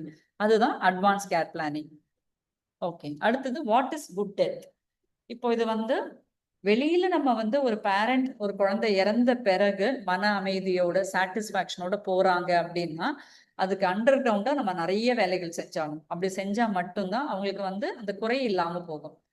ஸோ பேரண்ட்ஸ்க்கு அன்எக்ஸ்பெக்டடா திடீர்னு குழந்தை இறந்து போயிட்டா அப்படிங்கிற மாதிரி இருக்கக்கூடாது. ஸோ அந்த டிட்டேரியேஷன் நம்ம சொல்லணும். ஃபர்ஸ்ட் ஒரு வாரம் முன்னாடி குழந்தை எப்படி இருந்துச்சு, இப்போ இன்னைக்கு பாருங்க என்ன சேஞ்சஸ் இருக்கு, பிபி கொஞ்சம் ஃபிளக்சுவேட் ஆயிட்டு இருக்கு, ரொம்ப நேரம் அவன் தூங்கிட்டே இருக்கான் பாருங்க, அவன் கான்சியஸ் லெவல் கம்மியாகுது, குழந்தை இந்த டைம்ல நிறைய சாப்பிட மாட்டாங்க, அமைதியா படுத்துக்கிட்டே, அந்த மாதிரி சேஞ்சஸ், அந்த சைக்கலாஜிக்கல் பிசியலாஜிக்கல் சேஞ்சஸ் என்ன இருக்கோ அதை நம்ம பேரண்ட்ஸ்ட சொல்லிட்டு இருக்கணும். அப்ப அந்த பேரண்ட்டுக்கும் தெரியணும், ஆமா குழந்தை ரொம்ப மோசமாயிட்டு வருது, எப்ப வேணா நடக்கலாம் அப்படிங்கிற ஒரு மென்டல் ப்ரிப்பரேஷனுக்கு அவங்க இருக்கணும். ஏன்னா திடீர்னு இறந்துச்சுன்னா அவங்களுக்கு அது ஷாக்கிங்கா தான் இருக்கும், அவங்களால அக்செப்டே பண்ண முடியாது. ஸோ பேரண்ட்ஸை ப்ரிப்பேர் பண்ணி வைக்கிறோம். ரெண்டாவது, to have a control over pain relief and symptom. Okay, டிசீஸை நம்மளால கியூர் பண்ண முடியல, பட் ஆனா பெயின் இருந்துகிட்டு குழந்தை துடிச்சுக்கிட்டே இருக்குன்னா எந்த பேரண்டால பார்த்துட்டு சும்மா இருக்க முடியும்? கேன்சர் ட்ரீட்மெண்ட் பண்ணலன்னா கூட அதுக்காக வலியை கூட ட்ரீட்மெண்ட் பண்ணாம இருக்க முடியாது இல்லையா? இல்ல குழந்தைக்கு கண்டினியூஸா வாமிட்டிங் இருக்கு, இல்ல தலைவலி இருக்கு. ஸோ அந்த மாதிரி சிம்டம்ஸ் கண்ட்ரோல் கண்டிப்பா தேவை. கேன்சர் கண்ட்ரோல் ஆகலைங்கிறதுனால நான் இதெல்லாம் பண்ண மாட்டேன் அப்படின்னு சொல்லக்கூடாது. ஏன்னா இந்த பெயின் ரிலீஃபும் சிம்டம் கண்ட்ரோல் இருந்தாதான் சைல்டு ஸ்டேபிளா இருக்கும், ஐ மீன் கம்ஃபர்டபுளா இருக்கும். சைல்டு கம்ஃபர்டபுளா இருந்தாதான் ஆட்டோமேட்டிக்கா பேரண்ட்ஸ் ஆங்ஸைட்டி இல்லாம இருப்பாங்க. To have a choice and control over where death occurs. இது பாலியேட்டிவ் கேர்ல மட்டும்தான் இந்த டெசிஷன் வர முடியும். அதாவது இந்த குழந்தை மோசமானாலும் நீங்க வீட்டிலேயே வச்சு பாத்துக்கிறீங்களா, அதாவது குழந்தை இறந்தாலும் வீட்டுல வச்சு இறக்கட்டும் அப்படின்னு நினைக்கிறீங்களா, இல்ல குழந்தை ஹாஸ்பிட்டல்ல தான் இறக்கணும்னு நினைக்கிறீங்களா, அந்த அளவுக்கு ஒரு டிஸ்கஷன்ஸ் வேணும். பட் இதெல்லாம் பாலியேட்டிவ் கேர்னு சொன்ன அடுத்த நாளே நம்ம இந்த டிஸ்கஷன்ஸ் எல்லாம் பண்ண முடியாது. அந்த ஃபேமிலி நம்ம கூட கம்ஃபர்டபுளா இருக்கணும். டே டு டே பேசிஸ்ல நீங்க பேசுறது அவங்களுக்கு அண்டர்ஸ்டாண்ட் ஆகணும். இவங்க சொல்றது நம்மளுடைய நல்லதுக்கு தான் சொல்றாங்க அப்படிங்கிற ஒரு சப்போர்ட்டும் ஒரு கான்ஃபிடன்ஸும் அவங்களுக்கு வந்தாதான் நம்ம இந்த மாதிரி டெலிகேட் மேட்டர்ஸ் எல்லாம் பேச முடியும். எந்த டாக்டர் பேரண்ட் கிட்ட போயிட்டு உங்க குழந்தை வீட்டுல இறந்தா பரவாயில்லையா அப்படின்னு நம்ம கேட்க முடியாதுல்ல. ஸோ கேட்கிற அளவுக்கு அந்த கம்ஃபர்ட் லெவல் வேணும்னா அந்த அளவுக்கு அந்த ஃபேமிலி கூட நம்ம day to day interactions, daily interactions இருக்கணும். ஸோ நம்ம அதை ஃபேமிலி கிட்டே விடுறோம், நீங்க டிசைட் பண்ணுங்க குழந்தை ஹாஸ்பிட்டல்ல இறக்கணுமா இல்ல வீட்டுல இறக்கணுமா அப்படின்ட்டு. To be afforded dignity and privacy. அந்த லாஸ்ட் மூமெண்ட் அவங்க எவ்வளவு வீக்கா இருப்பாங்க, குழந்தை இறந்து போகிறங்கிற போது அந்த டைம்ல அவங்களுக்குள்ள பிரைவசி, அந்த டிக்னிட்டி கொடுக்கணும். To have a control over who shares இன். அந்த டைம்ல யார் யார் அவங்க கூட இருக்காங்க அப்படின்னு அவங்க டிசைட் பண்ணும். ஏன்னா குழந்தை ஐசியூக்குள்ள சிக்கா இருக்கு, நர்ஸோ டாக்டர் வெளியில கொஞ்ச நேரம் கழிச்சு குழந்தை இறந்துட்டான் அப்படின்னு சொல்லக்கூடாது. அந்த ஃபைனல் மினிட்ஸ் அண்ட் ஹவர்ஸ்ல ஃபேமிலி மெம்பர்ஸ் யார் யார் அந்த குழந்தை கூட இருக்கணுங்கிற வரைக்கும் நம்ம டிசைட் பண்ணோம். To have access to hospice care in any location. இது ப்ராக்டிகலி எவ்வளவு தூரம் பாசிபிள்னு தெரியல, பட் நிறைய பேர் இதுக்காக வேலை செஞ்சுட்டு இருக்காங்க. அதாவது நீங்க ஃபுல் டைம் ஹாஸ்பிட்டல் இருக்க முடியாது, ஹாஸ்பிட்டல் எங்கேயோ ரொம்ப தூரத்துல 300 கிலோமீட்டர்ல இருக்கு, நீங்க வீட்டுக்கு போயிட்டீங்க, ஒரு ஒரு ப்ராப்ளம் இருக்கு, இதுக்காக ஹாஸ்பிட்டல் வர வேணாம் அப்படின்னா பக்கத்திலேயே பாக்குற மாதிரி பாலியேட்டிவ் கேர் சென்டர்ஸோ ஹாஸ்பைஸ் சென்டர்ஸோ அவைலபிலிட்டி நம்ம பார்த்து வைக்கணும். To be able to issue advance directives. அதாவது முன்னாடியே பிளான் பண்றோம், இந்த பிரச்சனை வந்துச்சுன்னா இது இப்படி ஹேண்டில் பண்ண போறோம்ட்டு. இன்னொன்னு, பேரண்ட்ஸ் என்ன விஷ் பண்றாங்களோ அதை மதிச்சு அதுக்கேற்ற மாதிரி நம்ம பிளானை மாத்தணும். நம்ம என்ன எக்ஸ்பிளைன் பண்ணாலும் பேரண்ட்ஸ் கடைசியில இல்ல டாக்டர் எங்களுக்கு ஐசியூல தான் போடணும், எங்களுக்கு டியூப் தான் போடணும் அப்படின்னு சொல்ல வாய்ப்பு இருக்கு. ஏன்னா பேரண்ட்ஸ் என்ன ஃபீல் பண்றாங்கன்னா இதெல்லாம் பண்ணாம இருந்தா எங்களுக்கு ஒரு கில்ட்டி ஃபீலிங் இருக்கும், எங்க குழந்தைக்கு நாங்க எதுவுமே செய்யல அப்படிங்கிற மாதிரி ஒரு கில்ட்டி ஃபீலிங் இருக்கும். அதனால எங்க சைடுக்கு அவங்க எல்லாத்தையும் பண்ணிட்டோம், அதுக்கு மேல எங்களால குழந்தைய காப்பாற்ற முடியல, நாங்க என்ன செய்யறது அப்படிங்கிற ஒரு ரிலீஃப் வேணுங்கிறதுக்காக சில பேர் சொல்லுவாங்க. And finally DNR, do not resuscitate. இப்போ சிக்காதான் இருக்கு, அதுக்கு கீழே இன்னொரு ஸ்டெப் போகும், ஹார்ட் ரேட் கம்மியாகிறது, பெரிஃபரிஸ் எல்லாம் கோல்ட் ஆகுறது, சேச்சுரேஷன் நாட் ரெக்கார்டபிள். அந்த டைம் நம்ம யூஸ்வலா ஒரு ஐசியூல சேர்த்தா it is a panic situation. உடனே நம்ம எல்லாரும் பேனிக் ஆகி சிபிஆர் ஆரம்பிச்சு உடனே கோட் ப்ளூ கொடுத்து அந்த மாதிரி ரியாக்ட் பண்ணுவோம். பட் இங்க அப்படி கிடையாது. யூ அக்செப்டட் சைல்டு கொஞ்சம் கொஞ்சமா டிட்டரியேட் ஆகுது அப்படிங்கறத அக்செப்ட் பண்ணிட்டு இம்மீடியட்டா எந்த வித இன்டர்வென்ஷன்ஸும் பண்ண போறது இல்லை. ஏன்னா இந்த இன்டர்வென்ஷன் பண்றதுனால அந்த குழந்தைய காப்பாற்ற போறது இல்லை, பட் அதோடைய சஃபரிங்கை இன்னும் நம்ம எக்ஸ்டெண்ட் தான் பண்ண போறோம். அதாவது 1 மணி நேரத்துல இருக்க வேண்டிய குழந்தைய நீங்க சிபிஆர் எல்லாம் கொடுத்து மெடிசன் எல்லாம் போட்டீங்கன்னா மேபி அது 12 ஹவர்ஸ் எக்ஸ்டெண்ட் பண்ண முடியும். அந்த 12 ஹவர்ஸ் எக்ஸ்ட்ரா இருந்ததுல அட்லீஸ்ட் அந்த குழந்தை கண்ணை முழிச்சு பார்த்து பேரண்ட்ஸ் கூட பேசி இருந்தாலாவது ஒரு டிஃபரன்ஸ் இருக்கு. அதுவும் கிடையாது. அந்த குழந்தை மிஷின்லேயே தான் இருக்க போகுது. ஸோ அது 1 ஹவர் முன்னாடி நடக்கிற நேச்சுரல் டெத்தும் நீங்க பண்ற இன்டர்வென்ஷன்னால அதை ப்ரொலாங்கா நடக்கிறதுக்கும் பேரண்ட்ஸை பொறுத்த வரைக்கும் எந்த டிஃபரன்ஸுமே இல்லை. அந்த குவாலிட்டியில எந்த டிஃபரன்ஸுமே கிடையாது. அதனாலதான் வி டெல் தம் டிஎன்ஆர் அப்படின்னா இந்த டூ நாட் ரெசிசிடேட் எதுக்கு இவ்வளோ இம்பார்ட்டன்ஸ், அதை ஏன் நம்ம வேணாம்னு சொல்றோம் அளவுக்கு பேரண்ட்ஸ்க்கு புரியணும். ஃபைனலி இந்த 10 பிரின்சிபலை ஃபாலோ பண்ணணும். There is always a holistic approach. அதாவது ஒரு நர்ஸ் நான் அந்த சைல்டை பார்க்குறேன் அப்படின்னு இல்லாம அந்த சைல்டு அந்த ஃபேமிலியோட ஹோல் சஃபரிங்கை அண்டர்ஸ்டாண்ட் பண்ணி ஒரு ப்ரொடெக்டிவா on all angles at all layers வந்து நம்ம அந்த ஃபேமிலியை பார்த்துக்க போறோம். இதுதான் குட் டெத். ஓகே, இப்போ அந்த 10 பிரின்சிபல்ஸ் என்னென்ன அப்படின்னு பார்க்க போறோம். ஃபர்ஸ்ட் வந்து அந்த பேஷண்ட் கூட யாரெல்லாம் இன்வால்வ் ஆக போறாங்க அந்த டீம் எல்லாம் இருக்கணும். பிஎஸ்சி டீமா இருக்கலாம், ஆங்காலஜி டீமா இருக்கலாம், ஜெனரல் பீடியாட்ரிக்ஸ் டீமா இருக்கலாம். இன்னொன்று இந்த குழந்தைய நாளைக்கு யார் பார்க்க போறாங்களோ அந்த அத்தனை டீமும் நம்மளுடைய அதே கான்செப்ட்ல இருக்கணும். இப்ப நான் வந்து இவங்களுக்கு இந்த இன்டர்வென்ஷன் வேணாம் அப்படின்னு நினைச்சேன்னா அந்த இன்னொரு டீமும் அதை சொல்லணும். இப்ப நடுவில் பிஎஸ்சி டீம் வந்து இல்லையே ஒரு ஐவி லைன் போட்டிருக்கலாமே, ஏன் போடாம விட்டாங்க, போட்டா நல்லா இருந்திருக்குமே அப்படின்னு ஒரு வார்த்தையை விட்டாங்கன்னா பேரண்ட்ஸ் கன்ஃபியூஸ் ஆயிடுவாங்க. ஒருவேளை தப்பா பண்றாங்களோ, நம்ம வந்து குழந்தைக்கு வந்து கேன்சர் சரியாகலங்கிறதுனாலதான் இவங்க எதுவுமே பண்ண மாட்டேங்கிறாங்களோ அப்படிங்கிற ஒரு திங்கிங் போகக்கூடாது. ஸோ அந்த மல்டி டிசிப்ளினரி டீம் இருக்கிற ஒவ்வொரு மெம்பர்ஸும் யூனிஃபார்மா ஒரே கான்செப்ட்ல இருக்கணும். ஒருத்தர் இன்னொருத்தரை பத்தி மாத்தி பேசக்கூடாது. இவங்க எஸ்ன்னு சொல்றது அவங்க நோன்னு சொல்லக்கூடாது. ஓகேங்களா? கம்யூனிகேட், என்ன நடக்குதோ என்ன பண்றோமோ அந்த பிளான் வந்து தெளிவா உங்களுக்கு தெரியணும் இதுதான் அப்படிங்கிற மாதிரி. அண்ட் அவங்களுக்கு நிறைய டைம் கொடுக்கணும் டிஸ்கஸ் பண்றதுக்கு. அவங்க ஒப்பீனியன் என்ன, அவங்க என்ன நினைக்கிறாங்க அப்படிங்கறது பேச அலோவ் பண்ணணும். இப்போ டிஸ்சார்ஜ் பண்றோம் வீட்டுக்கு, 4 நாள் கழிச்சு வாமிட்டிங்னு வந்ததுன்னா உடனே அவங்க ஹாஸ்பிட்டலுக்கு ஓடி வர மாதிரி இருக்கக்கூடாது. வாமிட்டிங்னு வந்துச்சுன்னா என்ன மெடிசன் கொடுக்கணும், அது என்ன டோஸ்ல கொடுக்கணுங்கிற வரைக்கும் பிரிஸ்கிரிப்ஷன் எழுதி கையில கொடுத்துருக்கணும். அதுதான் ஆன்டிசிபேட்டிவ் பிரிஸ்கிரிப்ஷன்ஸ். அண்ட் நடுவில் நமக்கு ஏதாவது டெஸ்ட் பண்ண வேண்டி இருக்கு, இல்லை ஏதாவது ஸ்கேன் பண்ண வேண்டி இருக்குன்னா அது பண்ண வேண்டிய அவசியம் இருக்கா இல்லையா அப்படிங்கிறதையும் நம்ம டிஸ்கஸ் பண்ணிக்கணும். ஹைட்ரேஷன், இது வந்து ரொம்ப ரொம்ப common. As a palliative care doctor எனக்கு இந்த கொஸ்டின்ஸ் நிறைய வரும். இப்போ நம்ம ஓரளவுக்கு பேரண்ட்ஸ் அக்செப்ட் பண்ணியிருப்பாங்க, ஓகே டாக்டர் இனிமேல் கேன்சர் ட்ரீட்மெண்ட் வேணாம், நீங்க சொல்ற மாதிரி ஹாஸ்பிட்டல்ல வச்சு பிரயோஜனம் இல்லைங்க, நாங்கள் வீட்லயே வச்சு பார்த்துக்கிறோம். பட் கொஞ்ச நாள் ஆக ஆக ஆக நான் சொன்ன மாதிரி அந்த பாடி ஷட் டவுன் ஆரம்பிக்கும். அப்போ வந்து பசி எடுக்காது, நிறைய டைம் தூங்கிக்கிட்டே இருப்பாங்க, தண்ணி கூட குடிக்க மாட்டாங்க, யூரின் போறது கம்மியாகும். அப்ப இதை பார்த்தோன்னே இவங்களுக்கு என்னன்னா குழந்தை சாப்பிடவே இல்லை, 4 நாள் ஆச்சு சாப்பிட்டு, 3 நாள் ஆச்சு சாப்பிட்டு, சாப்பிடாம இருந்தா உடம்பு என்னத்துக்காகும், நம்ம போய் ஒரு குளுக்கோஸ் மட்டும் போட்டு வந்துடலாம் அப்படின்னு கேட்பாங்க. டாக்டர் நாங்க ஹாஸ்பிட்டல்ல போய் ஒரு குளுக்கோஸ் மட்டும் போட்டு வந்துட்டோம். போடுறதுனால என்ன பிரயோஜனம்? ஏற்கனவே இந்த குழந்தைய நம்ம இவ்வளவு நாள் ட்ரீட் பண்ணி ஐவி லைன் பிரச்சனை இருக்கும், லைன் கிடைக்கவே கிடைக்காது. அந்த குழந்தை ஆஸ்பத்திரி வாசல நான் மிதிக்கவே மாட்டேன் அப்படின்னு இருக்கும். ஏன்னா அவங்களுக்கு அந்த பயம், முன்னாடி அவங்க என்ன கஷ்டப்பட்டாங்களோ அதெல்லாம் நினைவுக்கு வருது. இப்போ அந்த சைல்ட ஒரு லைன் போட்டு நீங்க எவ்வளவு நாள் ஹாஸ்பிட்டல் வச்சு குளுக்கோஸ் போடுவீங்க? மிஞ்சி போனா ஒரு பாயிண்ட் இல்ல 2 பாயிண்ட் போயிட்டு வந்துட போறீங்க. 2 பாயிண்ட் குளுக்கோஸ் ஏத்தனால அந்த குழந்தைக்கு என்ன பெனிஃபிட்னு கேட்டா ஒண்ணுமே கிடையாது. ஸோ இந்த டெம்பரரியா ஒரு சேஞ்சுக்காக இது பண்ணணுமா? அதுதான் it is review of hydration, again review of nutrition. எந்த மதராலையும் அக்செப்ட் பண்ண முடியாத ஒரு கான்செப்ட் என்னன்னா, வியாதி எவ்வளவு மோசமா இருந்தாலும் குழந்தை சாப்பிடாம இருக்கு அப்படிங்கறத அவங்களால அக்செப்டே பண்ண முடியாது. ஸோ திரும்பி திரும்பி கேட்பாங்க, எதுவுமே சாப்பிடலையே எதுவுமே சாப்பிடலையேன்னு. ஸோ இங்க வந்து கம்யூனிகேஷனும் ஃப்ரீக்வெண்ட் டாக்கிங், அதாவது அவங்க கேட்கிற கொஸ்டின்க்கு எல்லாம் பதில் சொல்றதுக்கு ஒரு ஆள் வேணும் நமக்கு. இல்ல அட்லீஸ்ட் அவங்க கேட்கிற கேள்விய கேட்கறதுக்கு ஒரு ஆள் இருந்தா கூட போதும், பதில் சொல்லலைன்னா கூட. ஏன்னா ஒரு நாள் டிஸ்கஷன்லயோ இல்ல ஒரு 2-3 ஃபோன் கால்லயோ நம்மளால இதை அச்சீவ் பண்ணவே முடியாது. எவ்வளவு சொன்னாலும் திரும்பி அதே மதர் கால் பண்ணி திரும்பி திரும்பி அதே கொஸ்டின் தான் கேட்பாங்க. நம்ம அதே பொறுமையா பதில் சொல்லி தான் ஆகணும். So review of hydration, review of nutrition, plan of care, reassess periodicity. அதாவது ஒரு தடவை ஒன்றும் பண்ண முடியாதுன்னு சொல்லிட்டு அதுக்கப்புறம் கான்டாக்டே இல்லாமல் இருக்கக்கூடாது. அப்பப்போ கால் பண்ணி என்ன நடக்குது, என்ன சேஞ்சஸ், ஏதாவது இம்ப்ரூவ்மெண்ட் இருக்கா, புதுசா ஏதாவது தொந்தரவு வந்திருக்கா அப்படின்னு கேட்டுக்கிட்டே இருக்கணும். Finally dignified care after death. குழந்தை இறந்து போன பிறகு எவ்வளவு சீக்கிரம் உங்களை நம்ம செட்டில் பண்ணி வீட்டுக்கு அனுப்புறோம் அப்படிங்கிறத பொறுத்து. ஸோ இந்த 10 பிரின்சிபலையும் சேர்த்து தான் you call it as a best care for a dying person.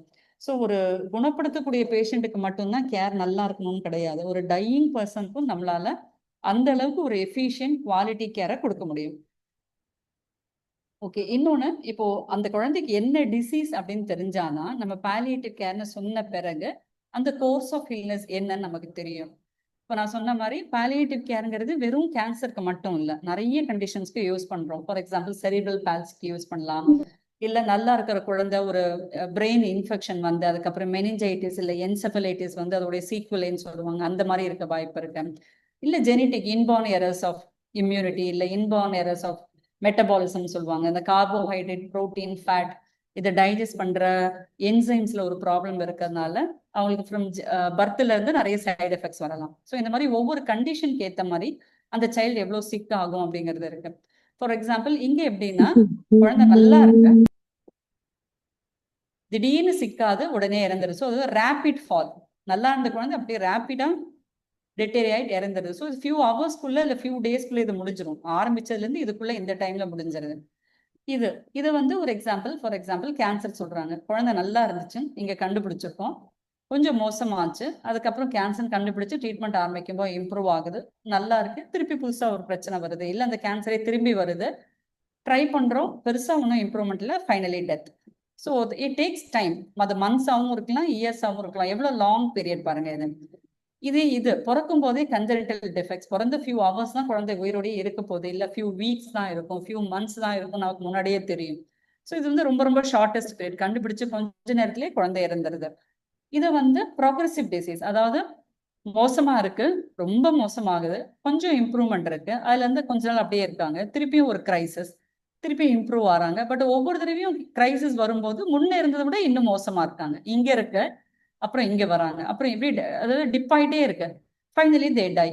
இங்க ஒவ்வொரு தடவை மோசமாகும் போதும் நமக்கு தெரியணும், ஒருவேளை இந்த பீரியட்லயே இந்த குழந்தை இறக்க வாய்ப்பு இருக்கு, இல்லை இம்ப்ரூவ் ஆகி நெக்ஸ்ட் டைமும் போகலாம். ஸோ அந்த குழந்தையோட டிசீஸ் என்ன, அது கோர்ஸ் எப்படி இருக்குன்னு தெரிஞ்சா நம்ம அதுக்கேற்ற மாதிரி அவங்களுக்கு கவுன்சில் பண்ண ஈஸியா இருக்கும். ஓகே, ஸோ இந்த எண்ட் ஆஃப் லைஃப் கேர்ல ரொம்ப முக்கியமான சொல்ல வேண்டியது வந்து கோட் ஸ்டேட்டஸ். சைல்டு சிக்கா வரும்போது நம்ம டிஎன்ஆர் பண்றோமா இல்லையா, ஏன்னா அது வந்து ரொம்ப ரொம்ப முக்கியமான ஒரு ஆஸ்பெக்ட். அதனால அது ஃபர்ஸ்டே நம்ம டாக்குமெண்ட் பண்ணணும். ஸோ குழந்தை சிக்கா இருக்கும்போது பேச முடியாது, குழந்தை நல்லா இருக்கும்போது ஃபியூச்சர்ல இப்படி இருந்தா நம்ம என்ன பண்ண போறோம் அப்படிங்கிறத ஃபர்ஸ்டே சொல்ல போறோம். அதுதான் ஏர்லி டிஸ்கஷன்ஸ் யூசிங் அ ஹைப்போதெட்டிக்கல், இப்படி நடந்தால் அப்படின்னு நம்ம ஒரு ஒரு இமேஜினேட்டிவ் ஸ்டோரி மாதிரி சொல்ல போறோம். அது வந்து ரொம்ப ஹெல்ப்ஃபுல்லா இருக்கும். அப்போ பேசும்போது வந்து நல்லா இருக்க குழந்தை இருக்கும்போது எதுக்கு டெத்தை பத்தி பேசுறாங்க அப்படின்னு தோணும். நிறைய பேர் அப்படி பேரண்ட்ஸ் கேட்கவும் செய்வாங்க, டாக்டர் இப்ப ஏன் அதை பத்தி பேசுறீங்க, என் குழந்தை நல்லா தானே இருக்கா அப்படின்னு சொல்லுவாங்க. பட் ஆனா அந்த டைம்ல நம்ம அதை பேசிதான் ஆகணும். ஓகே, அப்போதான் அவங்களுக்கு வந்து எது நல்லது, எது செய்யாம இருந்தா நல்லது அப்படிம்பாங்க. ஏன் நம்ம வந்து பேரண்ட்ஸ் இவ்வளவு போராடுறோம்னா, எந்த பேரண்ட்டுமே குழந்தைய கஷ்டப்படுத்தணும்னு நினைக்க மாட்டாங்க. அவங்க இன்டென்ஷன்ஸ் ஆர் குட், என் குழந்தைய குணப்படுத்தணும்னு நினைக்கிறாங்க. ஸோ இன்டென்ஷன் குட், ஆனா அவுட்கம் பேட். அவங்களுடைய இன்டென்ஷன்னால, அவங்க பண்ற இன்டர்வென்ஷன்னால அந்த குழந்தை இன்னும் ப்ராப்ளம் தான் அதிகமாகுது, சஃபரிங் தான் அதிகமாகுது. அது ஒரு லே பர்சனா ஒரு பேரண்டோ ஒரு ஃபேமிலியோ புரிஞ்சுக்க முடியாது. பட் ஆஸ் அ ஹெல்த் ப்ரொஃபஷனலா அது நம்முடைய duty and responsibility to make them understand it. Okay, இப்போ ஜென்ரலா இந்த மாதிரி ஒரு சிச்சுவேஷன்ல டாக்டர்ஸ் என்ன சொல்லணும்னா, என்ன பண்ணணும் என்ன பண்ணக்கூடாது அப்படிங்கறத வந்து ஒரு லைன்ல கேட்க கூடாது. அப்ப எதுவுமே பண்ண வேணாம்னு சொல்றீங்களா, இல்ல எல்லாமே பண்ணணும்னு சொல்றீங்களா, அந்த மாதிரி சொல்லக்கூடாது. ஒவ்வொன்றுனா எக்ஸ்பிளைன் பண்ணணும். ஒரு பேரண்ட்டுக்கு எப்படி தெரியும் எல்லாமேனா என்னது எல்லாமே? இப்போ நம்ம சொல்லணும் IV line, oxygen, X rays, blood test, இப்படி ஒன்னொன்னு எடுத்து சொல்லணும். இது பண்ணணும்னு நினைக்கிறீங்களா? ஸோ ஒரு டைம் டேபிள் மாதிரி போடுவோம், இல்லை ஒரு டேப்லெட் காலம் மாதிரி போடுவோம். போட்டுட்டு IV line yes or no, yes, medication no, intubation no அப்படின்னு டிக் பண்ணி அனுப்புவோம். ஸோ இந்த டாக்குமெண்டேஷன் அவங்க கையில எப்பவுமே இருக்கணும். ஸோ நெக்ஸ்ட் டைம் சிக் ஆகும்போது இந்த அட்வான்ஸ் கேர் பிளானிங் ஷீட்டை பார்த்தாங்கன்னா எந்த டாக்டருக்குமே தெரியும் இந்த ஃபேமிலி இதுதான் டிசைட் பண்ணியிருக்காங்க அப்படின்ட்டு. இது ஏன் அவ்வளோ யூஸ்ஃபுல்னா, எங்ககிட்ட ஒரு 17 வயசு பையன் இருந்தான், பிளட் கேன்சர். ட்ரீட்மெண்ட் பண்ணிட்டு இருக்கும் போதே வியாதி வந்து திரும்பி வந்துருச்சு. ஸோ டிரான்ஸ்பிளான்ட் பண்ணாங்க. டிரான்ஸ்பிளான்ட் நிறைய சஃபரிங், ரொம்ப போராடி கஷ்டப்பட்டு வெளியில வந்து ஒரு 6 to 8 months ஆயிருக்கும். அவன் வந்து டாக்டர் ஆகணும்லாம் நினைச்சு படிச்சுட்டு இருக்கும்போது வியாதி திரும்பி வந்துருச்சு. டிரான்ஸ்பிளான்ட் பண்ண பிறகு ஒரு பிளட் கேன்சர் திரும்பி வருதுன்னா அதுக்கு குணப்படுத்துறதுக்கு எதுவுமே கிடையாது, ஆப்ஷன்ஸே இல்லை. ஸோ பேரண்ட்ஸ்ட்டு சொல்லிட்டும் வீட்டுக்கு கூட்டிட்டு போயிட்டாங்க. அவன் அண்ணன் தான் ஃபுல்லாக பார்த்துட்டு இருந்தான். கிளீனாக டிஸ்கஸ் பண்ணுறோம், இந்த மாதிரி சிக்காய் வரும்போது நீங்க வென்டிலேஷன் பண்ண வேணாம், என்ன அதுக்கு பிரயோஜனம் கிடையாது, ஆக்சிஜன் வேணா வச்சுப்போம், இஆர்ல வச்சுப்போம், லைன் போடுவோம், குளுக்கோஸ் போடுவோம். பட் ஒரு ஸ்கேன் இப்போ சப்போஸ் வலிப்பு வந்துச்சுன்னா உடனே தலையில ஏதாவது பிரச்சனை அப்படின்னு ஸ்கேன் பண்ணக்கூடாது, இல்ல ப்ளீடிங் ஏதாவது ஆச்சுன்னா உடனே ஸ்கேன் பண்ணக்கூடாது, அதெல்லாம் நமக்கு தேவையில்லைங்கிற மாதிரி எக்ஸ்பிளைன் பண்ணி வச்சிருந்தோம். ஆஸ் யூஷுவல் அந்த ஃபேமிலி வந்து நைட்டு 2 மணிக்கு இஆருக்கு வராங்க ப்ராப்ளம்னு சொல்லிட்டு. ஸோ இஆர் டீம் கிடன்னு பார்த்துட்டு ஒரு சைல்டு சிக்கா இருக்கு அப்படிங்கறதுனால வந்து வென்டிலேஷனுக்கு ரெடி பண்றாங்க. இப்போ இந்த மிஷின்ல போடுறதுங்கிறதுல நம்ம யூஸ் பண்ற கலோக்கியல் வேர்ட்ஸ் பேஷன்ஸ் புரியணும். பட் மெடிக்கல் டீம் பேசும்போது வென்டிலேஷன், இன்டிபேஷன் அந்த மாதிரி வார்த்தையை யூஸ் பண்றாங்க. ஸோ உங்க பேரண்ட்ஸ் கிட்ட போயிட்டு வந்து உங்க சைல்டை நாங்கள் வந்து வென்டிலேட் பண்ண போறோம், இன்டிபேட் பண்ண போறோம், கன்சர்ன் ஃபார்ம் கொடுங்கன்னு சைன் பண்ணிட்டாங்க. அவங்களுக்கு என்ன கேட்கறாங்கன்னே புரியல. நம்ம அவ்வளவு தெளிவா சொல்லியிருக்கோம் இது தேவையில்லைன்ட்டு. அப்போ வந்து புரிஞ்சுக்கிட்டாங்க. நோன்னு சொன்னவங்க இஆர் டீம் யூஸ் பண்ற மெடிக்கல் வேர்ட்ஸ்னால வென்டிலேஷன் பண்ண போதும் சொன்னதுக்கு ஏதோ டாக்டர் கேட்கறாங்க கையெழுத்து போட சொல்றாங்கனால கையெழுத்து போட்டுட்டாங்க. பட் அப்போ அங்க இருக்கிற ஒரு இன்டர்ன் டாக்டர் வந்து நம்ம எழுதி கொடுத்த டிஸ்சார்ஜ் சம்மரியை பார்த்துட்டு அதுக்கு பின்னாடி உள்ள டீடைல் சம்மரி பார்த்துட்டு அவங்க கேட்டிருக்காங்க, இந்த பேரண்ட்ஸ் இந்த மாதிரி நோ வென்டிலேஷன் சொல்லி சைன் பண்ணிருக்காங்களே, இப்போ எதுக்கு வென்டிலேட் பண்றீங்க அப்படின்னு உடனே இஆர் டீம் உடனே எல்லாத்தையும் செக் பண்ணிட்டு எல்லாத்தையும் ஸ்டாப் பண்ணிட்டு பேரண்ட்ஸ் கிட்ட கேட்டா, நீங்க இதை தான் பண்ண போறீங்கன்னு எங்களுக்கு தெரியவே தெரியாது, எங்களுக்கு அவனை மிஷின்ல போட வேணாம் அப்படிங்கிறாங்க. ஸோ அந்த டாக்குமெண்டேஷன் அவ்வளோ முக்கியம். அங்க நீங்க என்ன டிசைட் பண்ணீங்களோ ஃபேமிலி கூட டிஸ்கஸ் பண்ணி அதை டாக்குமெண்டேஷன் பண்றது முக்கியம். ஸோ அவங்க கிட்ட போயிட்டு மெடிக்கல் டெர்ம்ஸ் மாதிரி டீஃபிபிரிலேஷன் யூஸ் பண்ணலாமா, இன்டிபேட் பண்ணலாமா அப்படிங்கலாம் சொல்லக்கூடாது. அவங்களுக்கு என்ன புரியுதோ அதை தெளிவா சொல்லி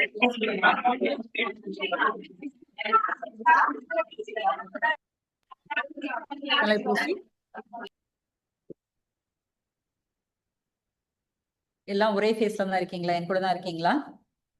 S ma'am.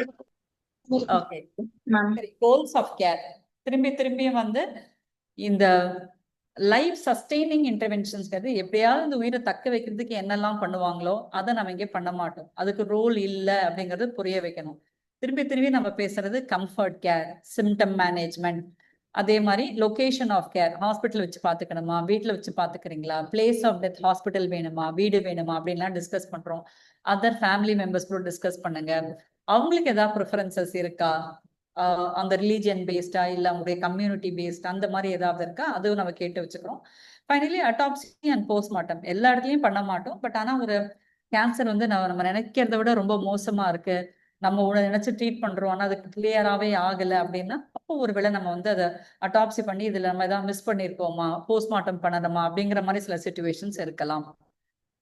Okay, so end of life கேர்ல என்னெல்லாம் செக்லிஸ்ட் வச்சிருக்கோம் ஈஸியா பாக்குறதுக்காக. அதாவது அவங்க வந்து கோல்டு ஸ்டாண்டர்ட் பேர் வந்து பெப்சி கோலான்னு வச்சிருக்காங்க. அது நெக்ஸ்ட் டைம் பார்ப்போம். பெப்சி கோலானா பி. ஸோ பிசிக்கல் இஷ்யூஸ் என்னெல்லாம் அவங்களுக்கு இருக்கு.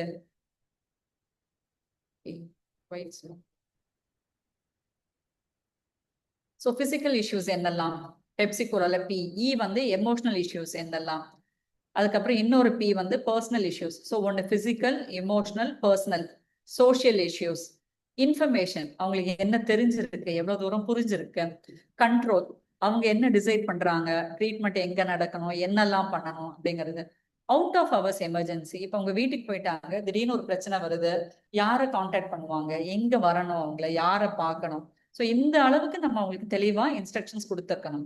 லேட் எண்ட் ஆஃப் லைஃப் அந்த டைம்ல என்ன பண்ண போறோம், நமக்கு ஆஃப்டர்வர்ட்ஸ் இறந்த பிறகு ஃபேமிலிக்கு நம்ம எந்த அளவுக்கு எமோஷனல் சப்போர்ட் கொடுக்க போறோம், இது எல்லாத்துக்குமே நீங்க ப்ரிப்பேர் பண்ணிட்டீங்களா ஒன்னொன்னுக்கும் செக் பண்றதுதான் Pepsi cola end of life care.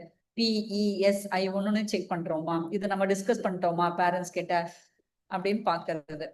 Okay, இப்போ வந்து பேஷண்ட் ஐ மீன் ஹெல்த் கேர் டீமோட ரோல் சொன்னோம். ஒரு பாலியேட்டிவ் கேர்லயோ இல்ல ஒரு எண்ட் ஆஃப் லைஃப் கேர்லயோ என்ன பண்றாங்கன்ட்டு. ஒரு பேரண்ட்ஸா இந்த பீரியட்ல அவங்க வந்து எப்படி இன்னும் கொஞ்சம் கம்ஃபர்டபுளா இருக்க முடியும் அப்படின்னு பாக்குறோம்.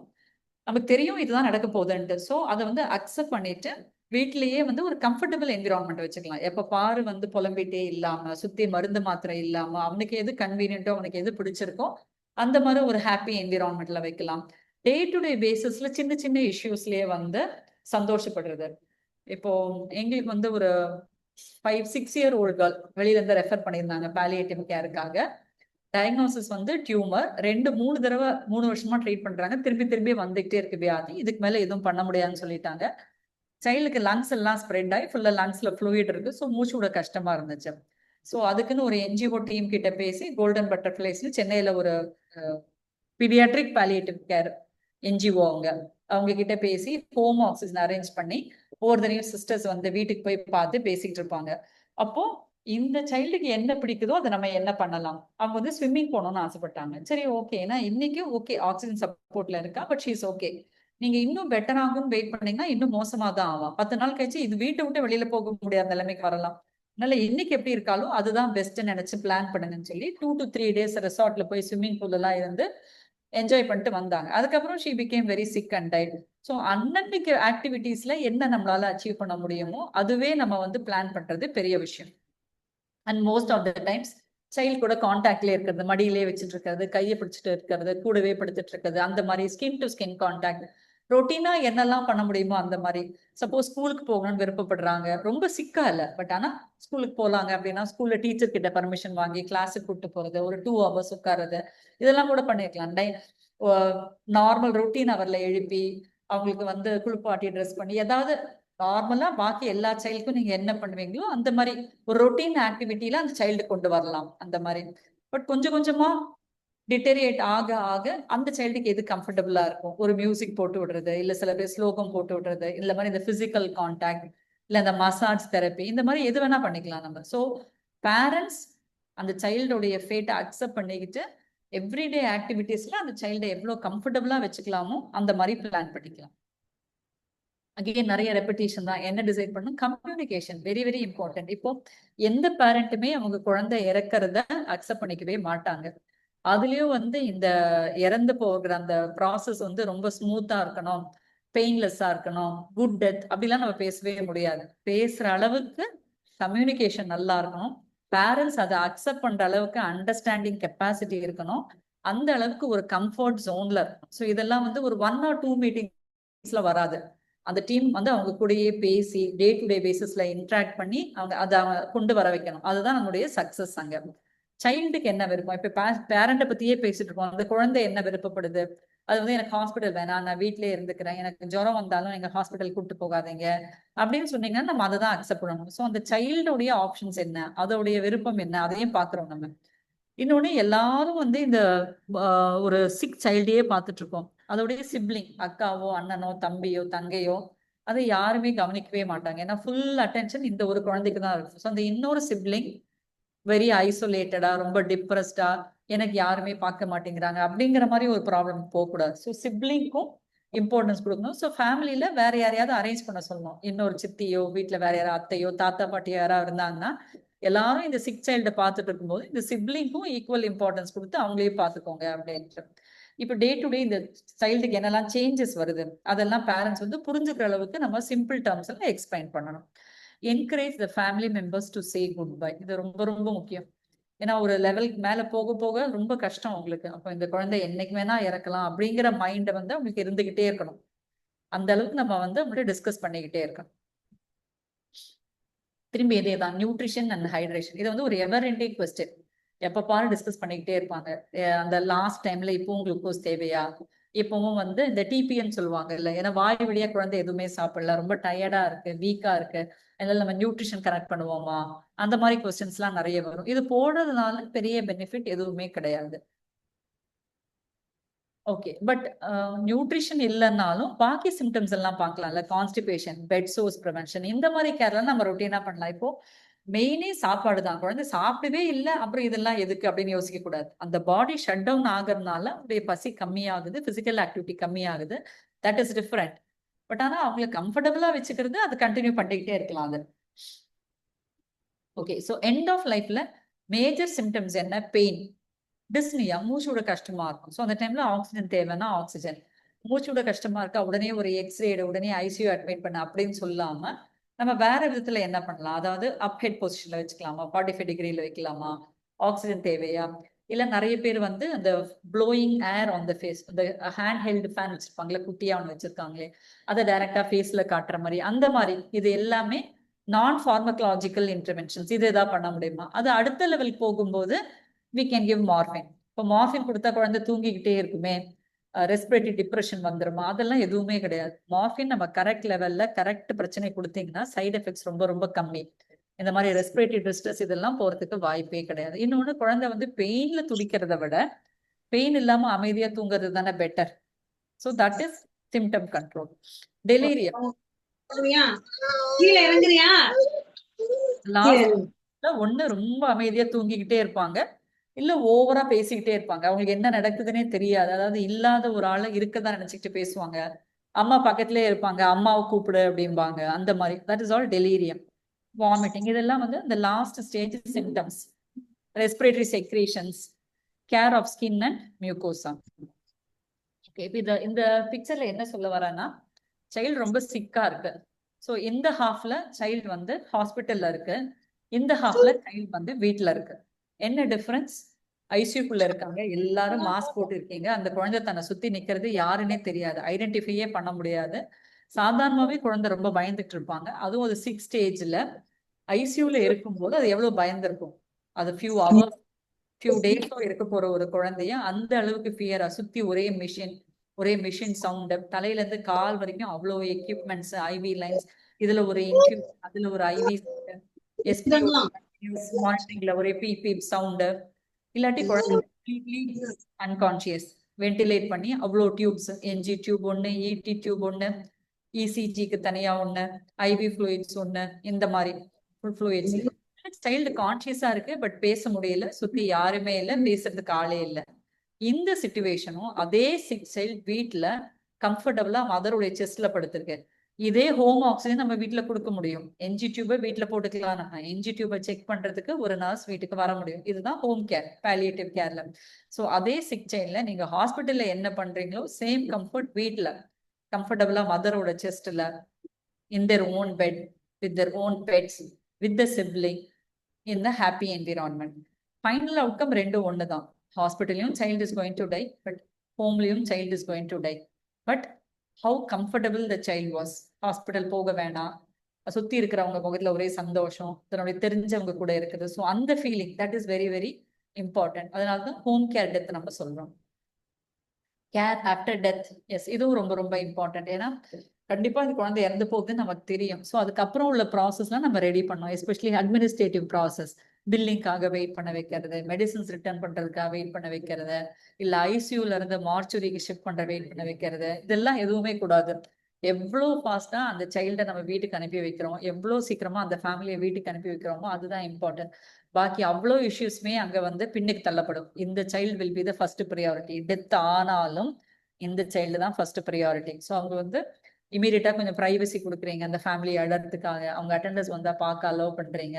சைமல்டேனியஸ்ல வேற என்னெல்லாம் ப்ராசஸ் நம்ம ஹாஸ்பிட்டல் ப்ரொசீஜர் எப்படி நடக்கணும் அதையும் கண்டினியூ பண்ணிக்கிட்டே இருக்கும். பெரேவ்மெண்ட் இது வந்து இப்போதான் கொஞ்சம் கொஞ்சமா ப்ராக்டிஸ் பண்ண ஆரம்பிச்சிருக்காங்க. அப்ராட்ல எல்லாம் இது வந்து வெல் நோன் கான்செப்ட். இப்போ நிறைய பேர் வந்து குழந்தை இறந்த பிறகு அதை பத்தி பேசுறதுக்கு கம்ஃபர்டபுளா இருக்க மாட்டாங்க. ஈவன் டாக்டர்ஸுமே அப்படிதான். எங்க நம்ம அதை பத்தி பேசினா மதர் ரொம்ப அஃபெக்ட் ஆயிடுவாங்களோ, அவங்களுடைய அந்த சேட் இதை நம்ம கிளறி விட்டுருவோமோ அப்படிங்கிற மாதிரி பயம் நிறைய பேர் இருக்கும். இன்னொன்னு, என்ன பேசணும்னு தெரியாது, அதனால நிறைய பேர் அவாய்ட் பண்ணுவாங்க. ஆனா பேரண்ட்ஸ் என்ன ஃபீல் பண்றாங்கன்னா, என்னுடைய குழந்தை இறந்து போச்சுன்னு எனக்கு தெரியும், நான் அக்செப்ட் பண்ணிக்கிறேன், பட் அதை பத்தி நீங்க பேசாம இருந்தா அது என்ன அர்த்தம்னா, நீங்க அது ஒரு பெரிய விஷயமாவே நினைக்கல. வந்தாங்க, ட்ரீட்மெண்ட் பண்ணாங்க, இறந்துட்டாங்க, அவ்வளவுதான். ஸோ எவ்வளவோ பேர்ல அவங்களும் ஒருத்தங்கிற மாதிரி இல்லாம அந்த சைல்டு நீங்க வந்து ஞாபகம் வச்சு அந்த குழந்தைய பத்தி பேரண்ட்ஸ் கிட்ட பேசும்போது அது அவங்களுக்கு அவ்வளவு பிடிக்குது, அதை எதிர்பார்க்கறாங்க. இந்த டாக்டர் என் குழந்தைக்கு இம்பார்ட்டன்ஸ் கொடுக்குறாரு, இறந்த பிறகும் அந்த மெமரிஸ் அவருக்கு இருக்கு அப்படிங்கறத அந்த பேரண்ட்ஸ் ஆசைப்படுறாங்க. அதான். So talking about the death வந்து அவங்களுடைய இந்த சோகத்தை கம்மி பண்ணுது. நம்ம ஆக்சுவலா என்ன நினைக்கிறோம், அவங்க இன்னும் ஜாஸ்தி சோகப்படுவாங்கன்னு நினைக்கிறோம். ஆக்சுவலி ஃபேக்ட் என்னன்னா அது அவங்களுடைய சோகத்தை கம்மி பண்ணுது. The grieving parents want their grief to be acknowledged. அவங்க கஷ்டமா தான் இருக்கு, அழக்கூட செய்வாங்க, பட் அந்த எமோஷனை they want to show off. அதை வந்து இன்னொருத்தர்கிட்ட வெளிப்படுத்துறதுல அவங்க தயங்கல. அது எஸ்பெஷலி இந்த ட்ரீட்டிங் டாக்டர் கிட்ட அதை வெளிக்காட்டணும்னு நினைக்கிறாங்க. அப்படி சொல்லலைன்னா அது வந்து அவங்க பேடா ஃபீல் பண்றாங்க. இந்த டாக்டருக்கு என் குழந்தை ஒரு பெரிய விஷயமாவே அவங்க நினைக்கல அப்படிங்கிற மாதிரி இருக்காங்க. இப்போ நிறைய டைம் வந்து இது நமக்கு ஒரு எம்பாரசிங் சிச்சுவேஷன், நமக்கு என்ன பேசணும்னு தெரியாது, நம்ம ஏதாவது பேசி அதை அவங்கள காயப்படுத்திடுவான் அப்படின்னு நம்ம ஹெசிடேட் பண்ணுவோம். இப்போ மோஸ்ட் ஆஃப் த டைம்ஸ் ரொம்ப நல்ல விஷயம் என்னன்னா, ஒண்ணுமே பேசாம அமைதியா இருந்தா போதும். ஜஸ்ட் அவங்க பேசுறத காது கொடுத்து கேட்டுட்டு அவங்க சொல்ற எமோஷன்ஸ்க்கு நீங்க ரியாக்ட் பண்ணாலே போதுமே தவிர ஒரு பதில் கொடுக்கணும்னோ இல்ல நீங்க அவங்களை கம்ஃபர்ட் பண்ணணும்னு சொல்லணும்னு அவசியமே கிடையாது. உங்க பிரசன்ஸ் மட்டுமே அவங்களுக்கு ஒரு பெரிய விஷயம். ஸோ அதுவே வந்து அவங்களுக்கு ஒரு பெரிய என்ன சொல்ற ஒரு சாட்டிஸ்பாக்சனை கொடுக்கும். Okay, so end of life கேர்னா என்ன? ஒரு குழந்தை பிறக்கும் போது நம்ம அதுக்கு எவ்வளவு இம்பார்ட்டன்ஸ் கொடுக்குறோம், எவ்வளவு ஜாயா இருக்கும், அதே அட்டென்ஷன், அதே இம்பார்ட்டன்ஸ், அதே சைல்ட் அந்த உலகத்தை விட்டு போகும்போது அதே ஈக்குவல் இம்பார்ட்டன்ஸ் கொடுக்கணும்னு நம்ம சொல்றோம். That is end of life care. Any doubt so far?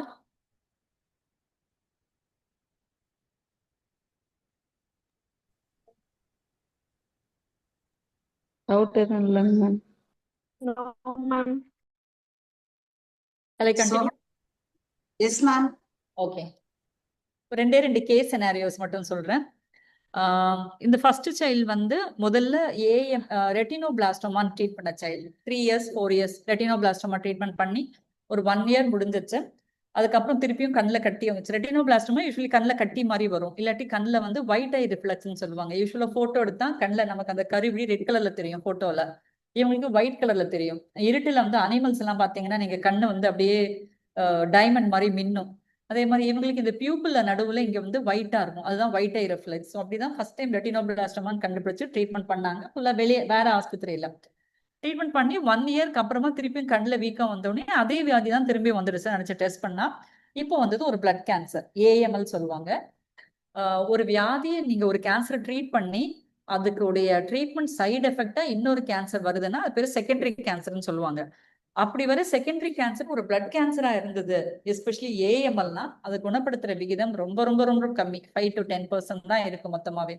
இப்போ இந்த நம்ம சொன்னோம் இந்த பேரண்ட்ஸ் கிட்ட, இது வந்து கோவிட் டைம் வேற, ட்ரீட்மெண்ட் பண்றது கஷ்டம்னு, பட் பேரண்ட்ஸ் அக்செப்ட் பண்ணல, ஒரு ட்ரையல் கொடுக்கலாம்னாங்க. So first set of medicines கொடுத்தோம். ஃபர்ஸ்ட் சைக்கிள் இம்ப்ரூவ்மெண்ட்டே இல்லை.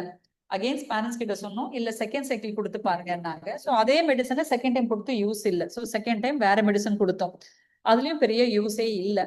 அப்போ பேரண்ட்ஸ் கிட்ட சொன்ன போது அவங்க அப்பவும் அக்செப்ட் பண்ணிக்கல, இல்லை நீங்க ட்ரை பண்ணுங்க சொல்லிட்டு அப்பா வந்து கிளம்பி போயிட்டார் வேலைக்கு, மதர் மட்டும்தான் இருக்காங்க. பட் கொடுக்குற மெடிசன் வந்து ரொம்ப டாக்ஸிக். ஏன்னா ஃபர்ஸ்ட் டைம் கேட்குற மெடிசன் இல்லைன்னா செகண்ட் மெடிசன் ஃபர்ஸ்ட்டை விட இன்னும் சிவியரா தான் இருக்கணும். பட் ஆனால் ரெஸ்பான்ஸே இல்லை, கீமோதெரப்பிக்கு ரெஸ்பான்ஸே இல்லை. ஸோ கீமோதெரப்பியோட சைடு எஃபெக்ட்ஸ் அதிகமாகுதே தவிர பிரைமரி டிசீஸ் ஆன பிளட் கேன்சர் கியூரே ஆக மாட்டேங்குது, கண்ட்ரோலே ஆகலை. ஸோ அவ்வளோ சிவியர் ட்ரீட்மெண்ட்னால சைல்டு நியூட்ரோபினியா வரும், ஆட்டோமேட்டிக்காக கீமோ கொடுத்தா நியூட்ரோபினியா வரும். நியூட்ரோபினிக் ஃபீல்டில் சிவியர் இன்ஃபெக்ஷன் நீங்க பார்த்தீங்கன்னா அந்த வாய் ஃபுல்லா எப்படி வீங்கி இருக்கு பாருங்க, ஃபுல்லா ரெட்னஸ் வேற, செலுலைட்டிஸ், கம் ஃபுல்லா இன்ஃபெக்டட், கவுண்ட்ஸ் அவ்வளோ கம்மி, ப்ளீட் ஆகுது, வாயில ப்ளீட் ஆகுது, அண்ட் ஃபீவர் வேற. ஸோ எல்லா maximum antibiotics, antivirals, anti fungals எல்லாமே போயிட்டு இருக்கு. சைல்டுக்கு அவ்வளோ பேடு கம் இன்ஃபெக்ஷன், காஸ்ட் எக்கச்சக்கமா ஏகிறது, பேரண்ட்ஸ்ட்டு பே பண்ண பணமே இல்லை, full and full fund support treatment.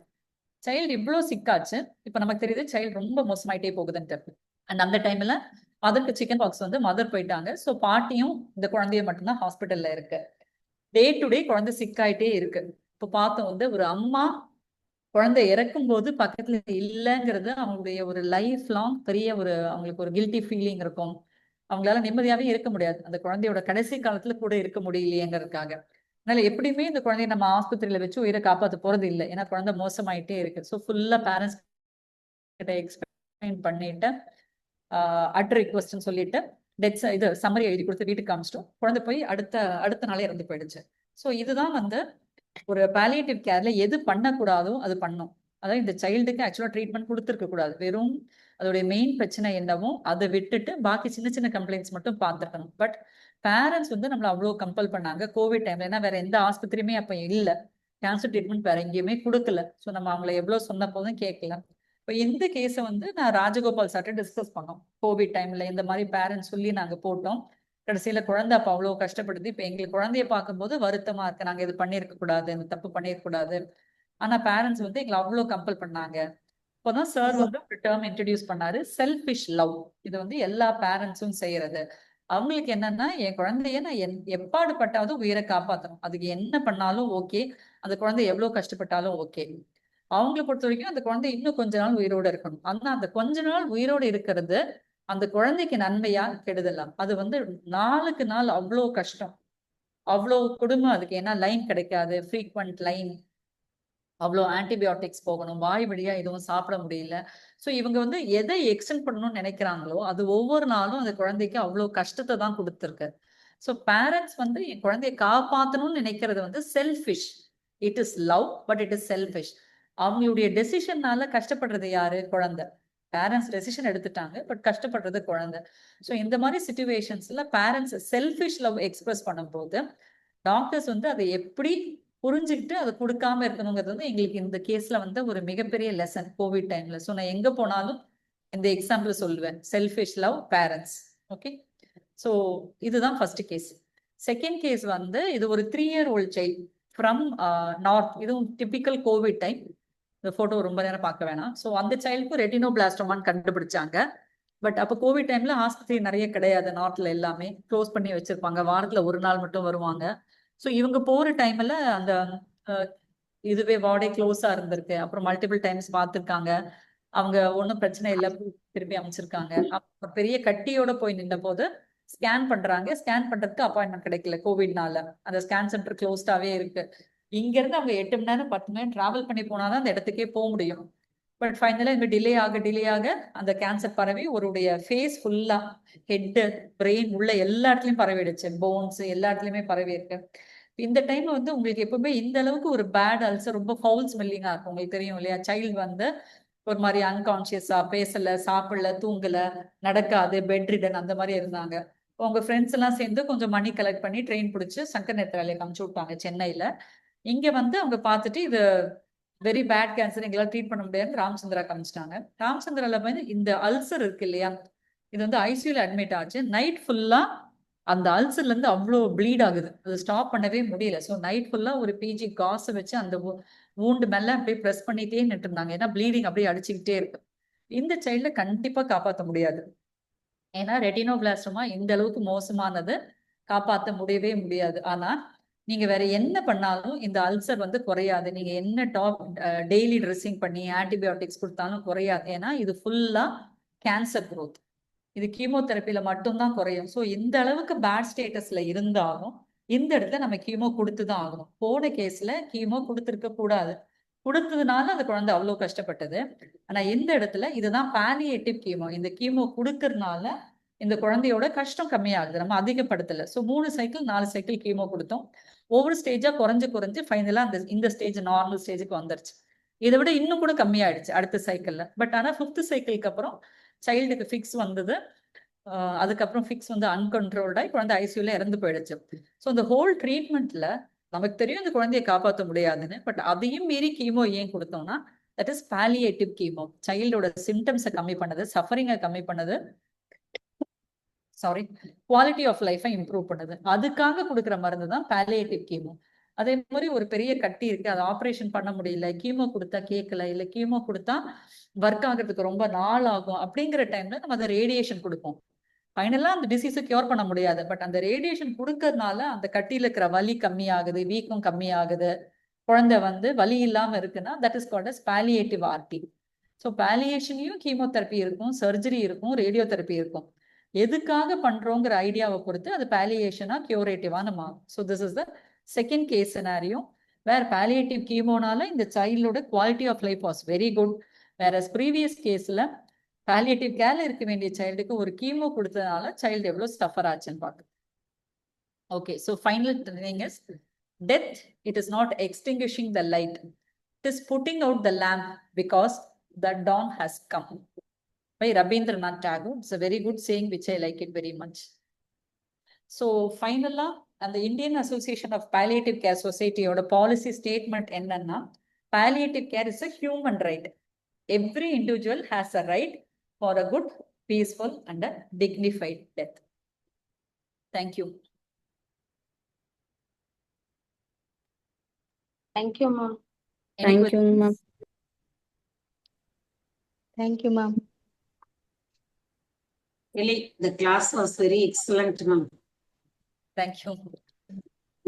It is very easily self-explanatory and understandable, ma'am. கடைசியா கொஞ்சம் சோகமாயிருக்கும். Palliative care end of life கேர்ல சோகம் இல்லாம முடிக்கவே முடியாது. பட் இப்படி ஒரு கண்டிப்பா. கம்ப்ளீட் தமிழ் கிளாஸ் இதுதான் ஃபர்ஸ்ட் டைம் எனக்கும். ஸோ எந்த அளவுக்கு அது ப்ரொஃபஷனலா இருந்துச்சுன்னு எனக்கு தெரியல. பிகாஸ் எல்லா டேர்ம்ஸையும் நம்ம லிட்ரலா தமிழ் டிரான்ஸ்லேட் பண்ண முடியாது, ரொம்ப ஹாரிபிளா இருக்கும். ஓவரால் கான்செப்ட் மட்டும்தான் சொன்னேனே தவிர டிப்பிக்கலா நம்ம மெடிக்கல் லாங்குவேஜ் யூஸ் பண்றது எல்லாமே தமிழ்ல டிரான்ஸ்லேட் பண்றது கஷ்டம். கண்டிப்பா மேம். Understandable ma'am. லாங்குவேஜ் வந்து உங்களோட அண்டர்ஸ்டாண்டபிள் தான் மேம் இருந்துச்சு. Thank you ma'am. மேம் தேங்க்யூங்க மேம். மேம் சொல்ற மாதிரி நீங்க சொன்னது நல்லா புரிஞ்சதுங்க மேம். இப்ப அந்த கேஸ் வந்து நாங்க பக்கத்துலயே இருந்து பார்த்த மாதிரி இருந்ததுங்க மேம். அது நல்லா இருந்துச்சு மேம் நீங்க சொன்னது. மேம்களும் அதான் இதுக்கு முன்னாடி சொன்னாங்க. தேங்க்யூங்க ma'am. Thanks you. So, thank you, ma'am. It was very hard to see that picture for me. So, yeah. So, thank you, ma'am. So, do you have any doubts, dear participants? Do you have any doubts? No ma'am. It's easily understood and also self-explanatory. Mhm. Okay. Ma'am one doubt ma'am. சொல்லுங்க. Ma'am இப்போ அந்த மாதிரி baby hospitalisation இருக்கும்போது sedation அந்த மாதிரி ஏதாச்சும் கொடுக்கலாமா ma'am? கொடுப்பீங்களா மேம்? பாலியேட்டிவ் செடேஷன் சொல்ல வரீங்களா? ஒரே நிமிஷம்னா. எஸ், இப்ப எப்படி பாலியேட்டிவ் கீமோ பாலியேட்டிவ் ஆர்டி மாதிரி பாலியேட்டிவ் செடேஷன் இருக்கு. அதாவது பெயின் ரொம்ப அதிகமா இருக்கு, சைல்ட் வாமிட்டிங் அதிகமா இருக்கு, சிம்டம்ஸ் ரொம்ப அதிகமா இருக்கு, இல்ல சீசர்ஸ் அதிகமா இருக்குங்கிற போது நீங்க கொடுக்குற அந்த மார்பினோ மெடிசனோ ரொம்ப ஹை டோஸ்ல கொடுப்போம். ஹை டோஸ்னா சிம்டம்ஸ் கம்மியா, பட் அந்த சைல்டு வந்து தூங்கிட்டே இருக்கும்.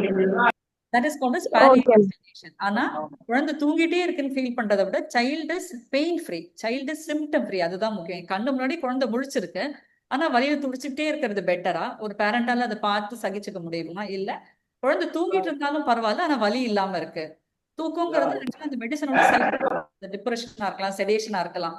பட் ஆனா சைல்டு சிம்டம் ஃப்ரீயா இருக்கு. அது வந்து irreversible causes. Okay ma'am. அதாவது சில காசை நம்மளால இதுக்கு மேல மெடிசன் கொடுத்தாலும் அது கிளியர் பண்ண முடியாது, இல்ல அதோட இன்டென்சிட்டி குறைக்க முடியாதுங்கிற போது மட்டும்தான் பாலியேட்டிவ் செடேஷன் போகும். அது ஒரு ஐசியூ செட்டப்ல இல்ல ஹாஸ்பிட்டல் செட்டப்ல மட்டும்தான் பண்ணுவாங்க. சோ பெயின் இருக்குன்னா செடேஷன் போட்டுற மாட்டோம். அதுக்குன்னு சில கிரைட்டீரியா இருந்தா மட்டும்தான் you will go for palliative sedation. Okay ma'am. Thank you ma'am. Thank you ma'am. Ma'am சொல்லுங்க. Ma'am good afternoon ma'am. சொல்லுங்க. டவுட் கேட்கலாம். எது வேணாலும் கேட்கலாம். எப்படியும் உங்க ஃபேஸ் எனக்கு தெரியல, நீங்க எங்க இருக்கீங்கன்னு எனக்கு தெரியல. மேம் இல்ல கிளாஸ் அட்டென்ட் பண்ண முடியல மேம், அதுக்காக டவுட் கேட்கணும். அட்டென்ட் பண்ண முடியல. இப்ப என்ன கேட்க வரீங்க? அதனால சொல்றேங்க. So, we will finish it off. Like they're asking to me, ma'am. I'll take care of that. They want the PowerPoint? No, they are facing some issues with the platform, so I'll take care of it. So the question was directed to you, not to me. Yeah. Understood. Okay. So shall we wind up, ma'am? Yeah, if nobody has questions, I thanks for the opportunity. If you have any suggestions to improve the presentation or the style or the way, please give feedback to Hannah. I will get the feedback from her. Thanks, Appa. Thank you. Sure. Thank you ma'am. Thank you ma'am. So thank you, ma'am. Thank you for your insightful session. And so, dear participant, you can leave now. Thank you, ma'am. Thank you, ma'am.